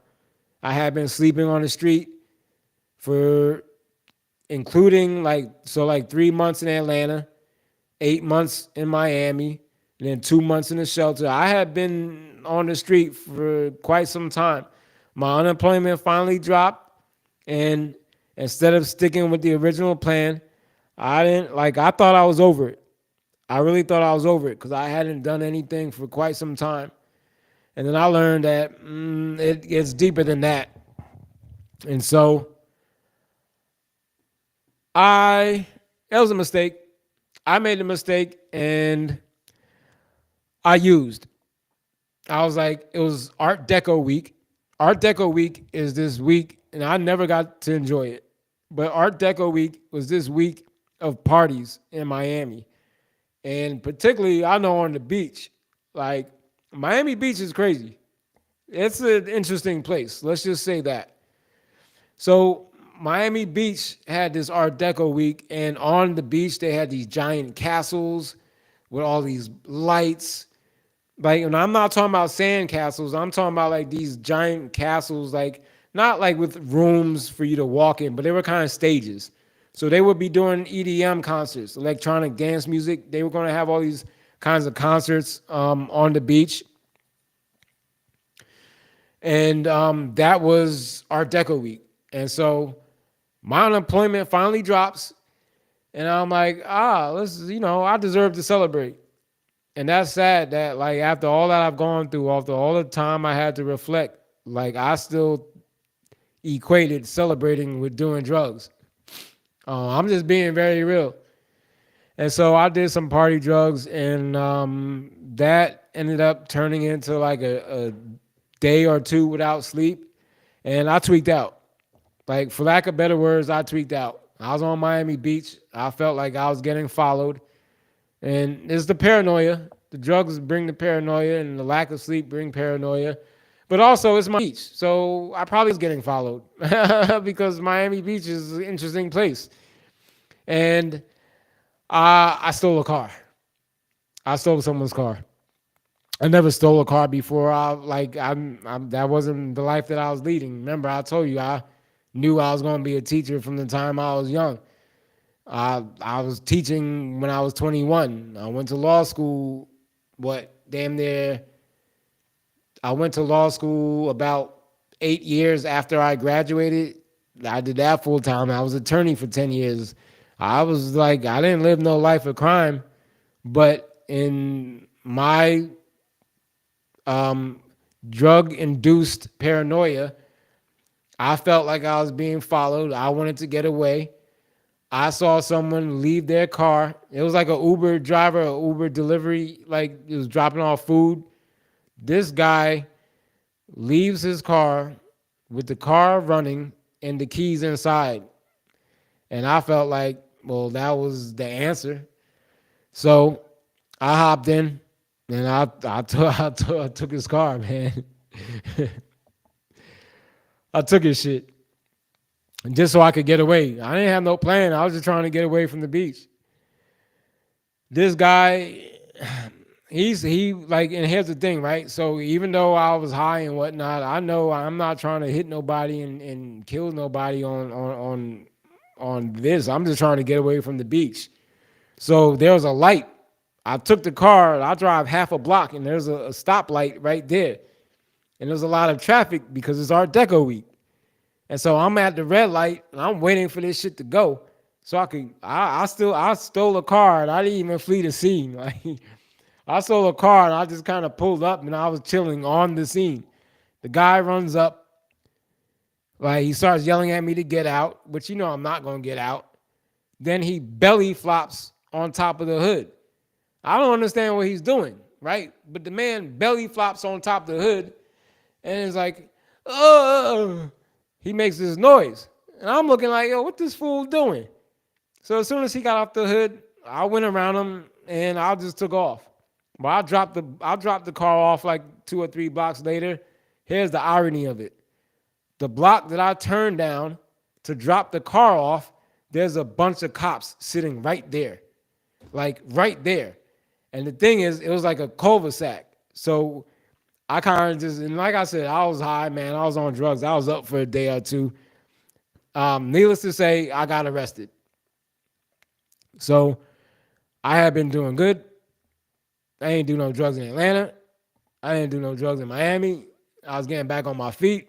There were a bunch of opportunities coming my way, yet the drugs were still in my system, man. Like I wasn't completely over it, I guess. And so, for the first time ever, I got arrested. And I got arrested on some very serious charges. I'll share them another time. But I got arrested on grand theft auto. When the dude belly flopped on top of the hood, he said that I hit him with the car and that he flew over the top of his car. He didn't say the hood. He said I hit him with his car, with his own vehicle, and he flew over the top of the car. So for that, they gave me aggravated assault with a deadly weapon. Bunch of other things happened. So I had several charges. Grand theft auto, aggravated assault with a deadly weapon. I tried to steal somebody's moped to get away from the cops who were on the block that I pulled up on. It was just bad. It was really bad. It was bad. But nobody got hurt. I can honestly say that. Nobody got hurt. I didn't hit that man with the car.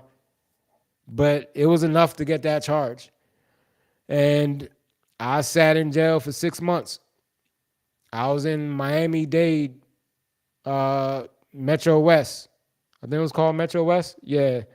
I think it was called, I want to say it was Metro West. I was in Metro West in Miami-Dade for 6 months. And so God sat me down for another 6 months for me to think about all my decisions and my choices. And so I share all this humbly. Like I never imagined myself being in a position to be doing drugs to begin with. Never imagined myself being in a position where I would be in jail with serious charges. Like I never imagined any of it. And yet, I'm going to tell you, I'll share more of this story later on. I want to try not to, like I'm at close to the 2-hour mark.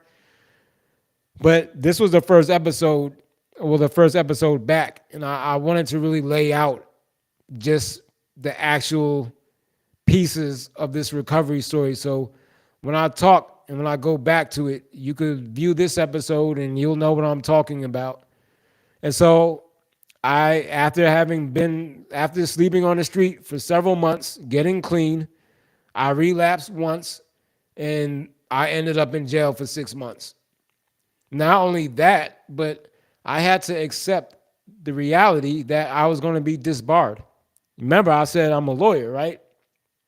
And some of you might say he doesn't talk like a lawyer. Well, guess what? I'm not in court right now, am I? But I had to deal with at this point, once again, I didn't fight it. I was wrong. I did take the dude's car. I ain't hit him. I didn't deserve no aggravated assault with a deadly weapon. He belly flopped on top of the freaking hood. But had I not placed myself in that situation, he would have never had the opportunity to do that. So I can't even blame him because I placed myself in that situation. And you know what you want to expect. He wanted to make sure I would get some serious charges. That's what he was doing. And so that's why I kind of laughed when I said I stole his car, because perhaps he's the type of person who deserved to get his car stolen. Yeah, but I took it. And like I said, I've never been in jail before, but I was in jail for 6 months. And that just gave me more time to get up on my push-up game. So I went from 600 push-ups. I was doing 1,000 push-ups a day in jail. And that's no exaggeration. Anybody who sees this and who was locked up with me can verify that. I did 1,000 push-ups at least 4 days a week. And I was doing, I'm not exaggerating. It sounds crazy, but when you're in jail, you don't got nothing but time on your hand. I was doing at least 7,000 crunches a day. I was doing 1,000 push-ups and I was doing 7,000 crunches. And the thing is, they don't let you work out, so I had to kind of sneak the crunches in bed. I covered with the sheet. I was just crunching on the bunk bed. and we work out in the bathroom, like trying to stay off the camera. Certain CEOs were cool; they let us work out, but most of them CEOs, we weren't allowed to work out. There were no weights or nothing like that. So those of us that was on point with our workout, man, we just go in the bathroom. There's a small corner where the camera can't see you, and we was knocking out our push-ups, our squats, was doing dips on the chair, like all in the bathroom.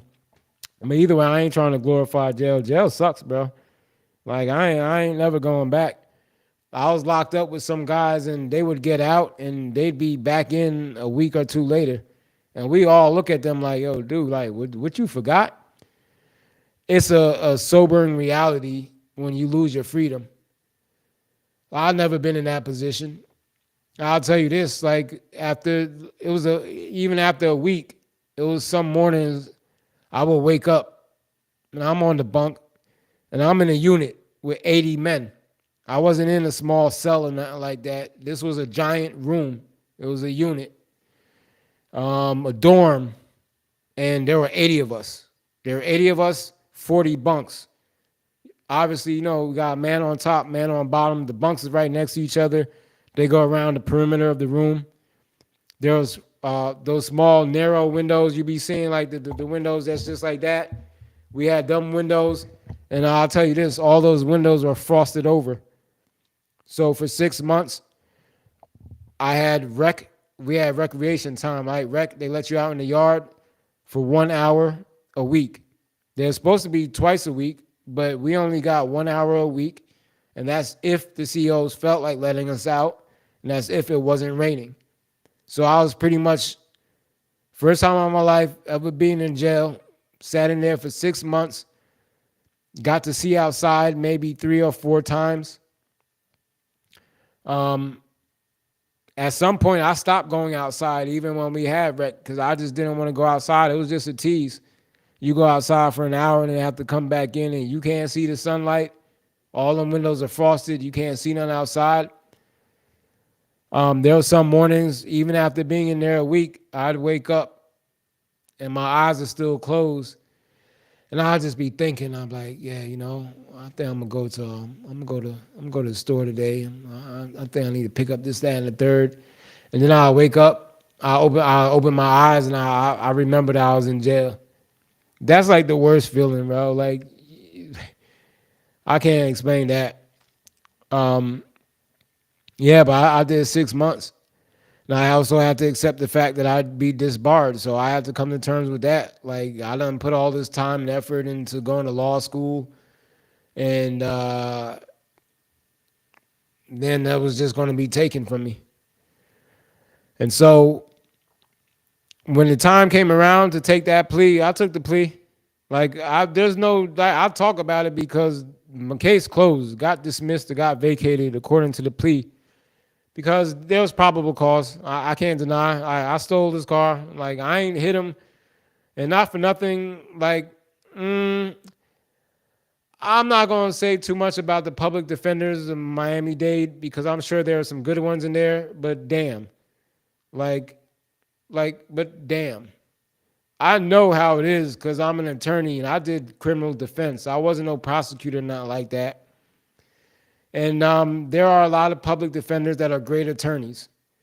When I was locked up for 6 months, I probably spoke to my public defender about 3 times. And man, I ain't even gonna throw no shade, but needless to say, I did not have the best legal representation there was. My family couldn't afford no attorneys, nor would I want them to spend money on an attorney. I deserved to be in there. I deserved that time I got because I did do certain things. I ain't hit the guy with no car or nothing like that. But like I said, I placed myself in that situation. I placed myself in that position, and I was going to deal with the consequences. And clearly, I still needed some more time out. And so I sat in there 6 months, and when the time to take the plea came around, I took the plea. Was on probation for 3 years. Got early termination in a year and a half. And I was able to get my probation transferred back up to New Jersey. And so I went back up to New Jersey, and like since then, I've been getting back on my feet. Like all of this happened around 2021. I got out in 2021. So the last 4 years in and of itself have been a journey. None of this I spoke about is a part of the last 4 years. This happened during COVID, 2020, 2021. And so I will say this, and I'll speak more on this. I'm sure when people see this, they'll have questions.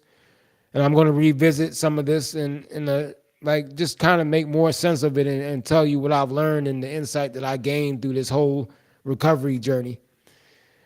I will say this, that God's grace, barred, which is very, like, was against all odds. I assumed I was going to be disbarred, so I accepted it. I didn't cry over it or anything like that, but I assumed after pleading guilty to first and second degree charges and probably some third degree charges, I pled guilty to first, second, and third degree charges in Miami-Dade. I served 6 months, right? And then the plea agreement allowed the case to be dismissed and vacated. That was because it was probably my first time ever getting arrested. And at the same token, the charges was serious on paper. But look, listen, if I hit this guy the way that he described, he would have went to the hospital. He would have had bruises. He would have been on the ground. Nobody was injured, I'm telling you. And the judges, and if anything, maybe the attorney argued that, and that's what helped me walk away with just 6 months and probation for 3 years. Now, the thing is, as an attorney, when you plead guilty to criminal charges, there's a rule that requires disbarment. So on law and on paper, and according to the rules, I should have been disbarred because I pled guilty to criminal charges on a state level of first, second, and third degree charges. I get back up to New Jersey and I notified the Office of Attorney Ethics. I let them know that I was arrested and I sent all the paperwork in and so on. And they gave me an option to voluntarily disbar myself. So I could apparently save myself some public humiliation, and I can avoid the disciplinary hearing and all of that if I voluntarily surrender my license. If I voluntarily allow myself to be disbarred. And I didn't have money for an attorney to help me. All the so-called friends that I had that were attorneys, no one was there.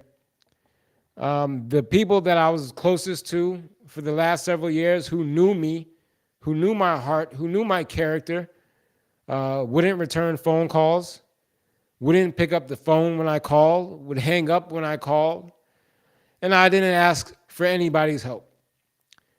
And I was in no state after all that I've gone through to represent myself. And so I was going to do it.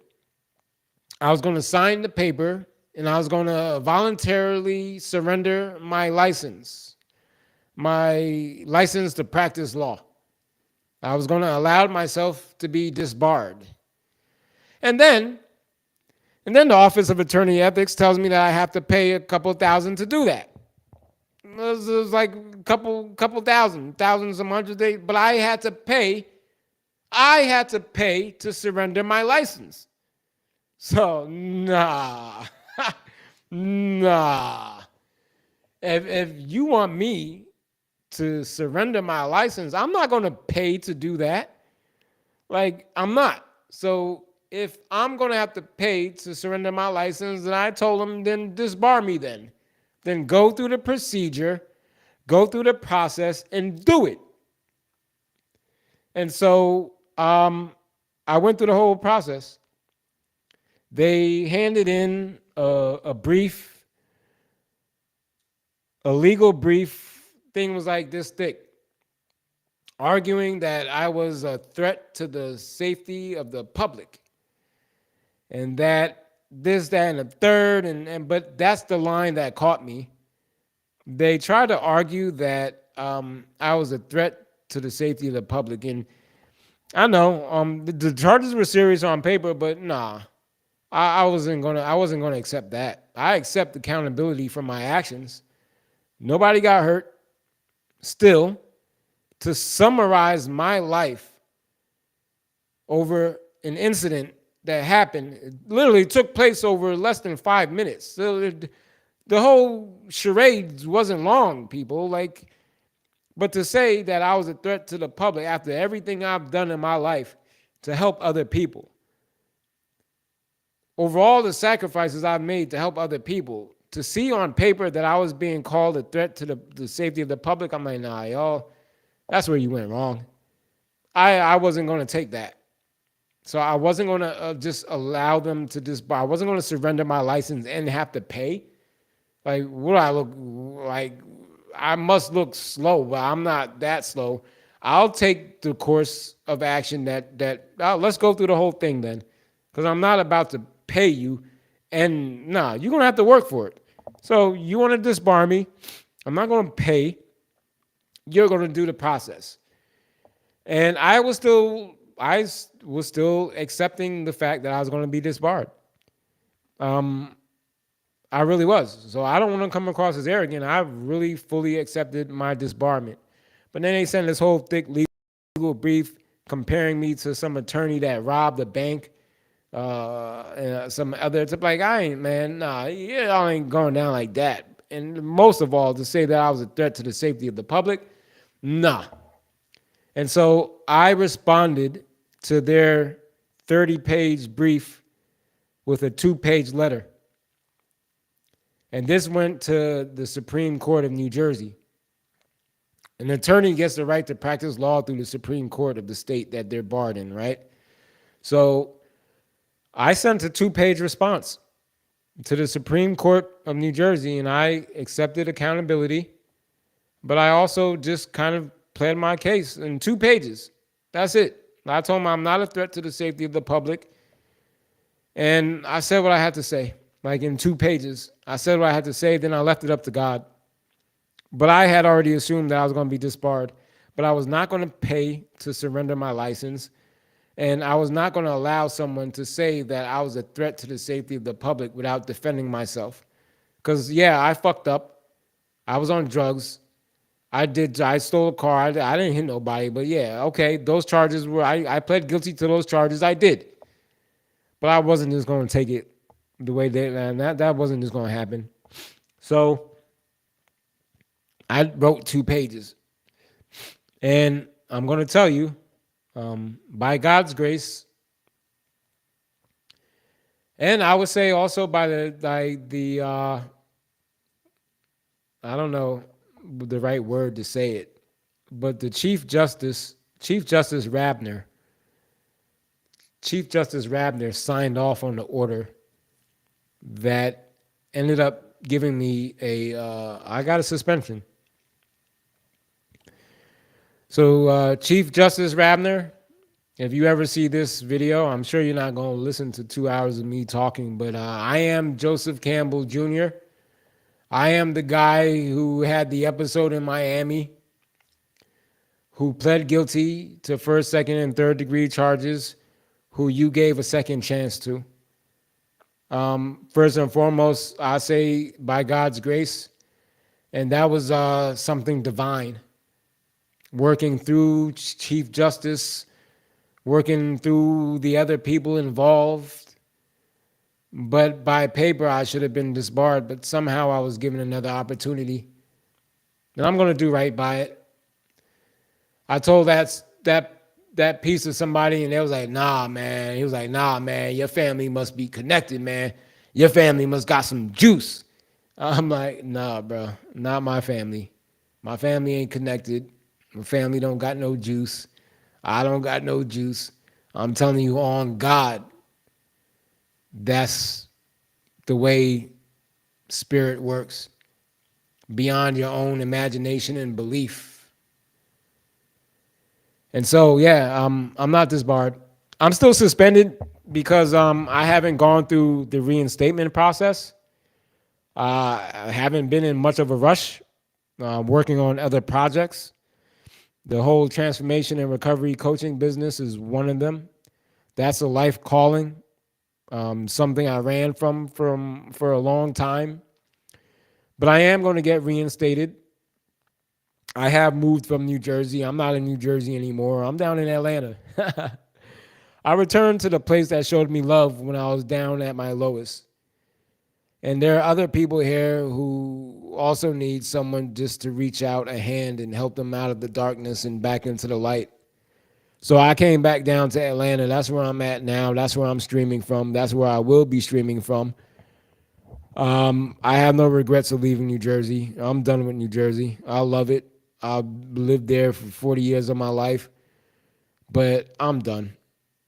Yeah, I'm truly done, and I have no regrets over moving down here. This place showed me love when I was at my lowest. I ate every day by God's grace and through the people that lived in this community. And that's why I return. I return for many reasons, but that's one of the main reasons I return. And I'm just ready for a different vibe. Like I'm done with the Jersey vibe. I'm over it. Like everybody moving to Jersey now, and you got people from New York moving into New Jersey because they can't afford New York anymore. New Jersey ain't that like cheaper, so I like. There's a lot going on up north, and so I've headed down south, as many others have. Someone told me that Atlanta was popping 15 years ago. And I'm like, oh, well, I'm not like everybody else. So whatever was happening 15 years ago, it's probably good that I wasn't down here. And I'm right here, right where I need to be.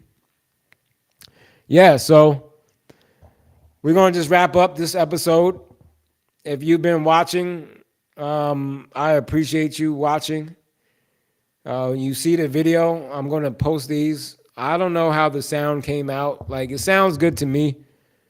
I don't know if there was a lag when I was recording. Hopefully not. If there was, then hey, this is 2 hours of a video that probably I'm going to have to redo again.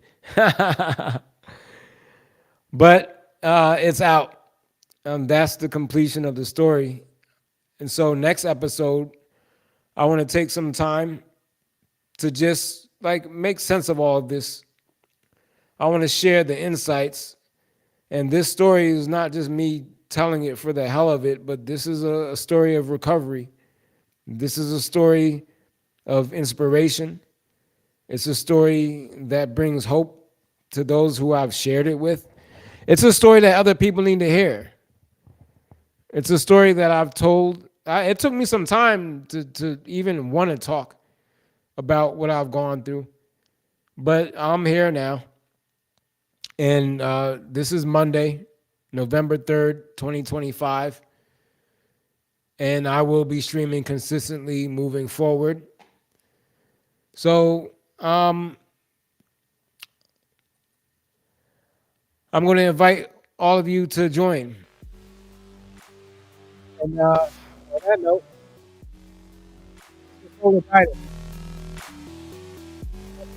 I'm your host, Joseph Campbell Jr., Esquire. But I'm going to note, I'm not practicing right now, but I'm still an attorney, so I'm going to say Esquire. But the truth is, that's not who I am. I'm something much more than all of that. I am your big brother. I am your friend. I have hell of the story that I've just shared. And there's other pieces that I haven't shared. But I'm letting you know that where there's a will, there's a way. Your story is never done. And no matter how dark of a place you might find yourself in, hold on. Because it was when I was in the darkest night of my soul is when I found the light. When I realized how strong I truly was. When I realized that God is realer than we can ever imagine. When I realized that you have everything within you and you always have. So I'm speaking to those of you that might still be in that silent struggle. And if you're not, I promise you somebody that you know is. And I am walking proof I am a walking redemption, that your story is never done, that this thing you call God is with you at all times. You're being watched at all times. Don't give up, but ask yourself the question, is that how you want to die? Is that how you want to be remembered? Is that who you are? If you said no to any of those questions, I'm telling you, it's time. And if you think a yes to any of those questions, then we got some more work to do. Because I promise you, it's far from the truth. And I'm going to share with you the spiritual insights that I've gained along this journey, my journey in life over the last 44 years, and then particularly over the last 5 years. I have no shame in the story that I've told you. I don't care about any ridicule that anyone may have. I don't care about any criticism that anyone may want to share. It doesn't matter to me. It really doesn't. I know my mission. I've been given a charge, and it is one that I fully intend on living up to. And until next time, Joseph Campbell, call me Second Ra, call me Justin Orange. I will be here again, and we will continue this story. There's SOULar guidance. And thank you. Thank you for listening. That's it. We're done.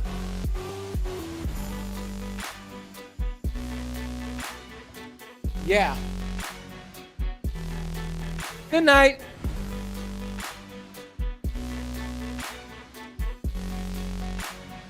And I love you.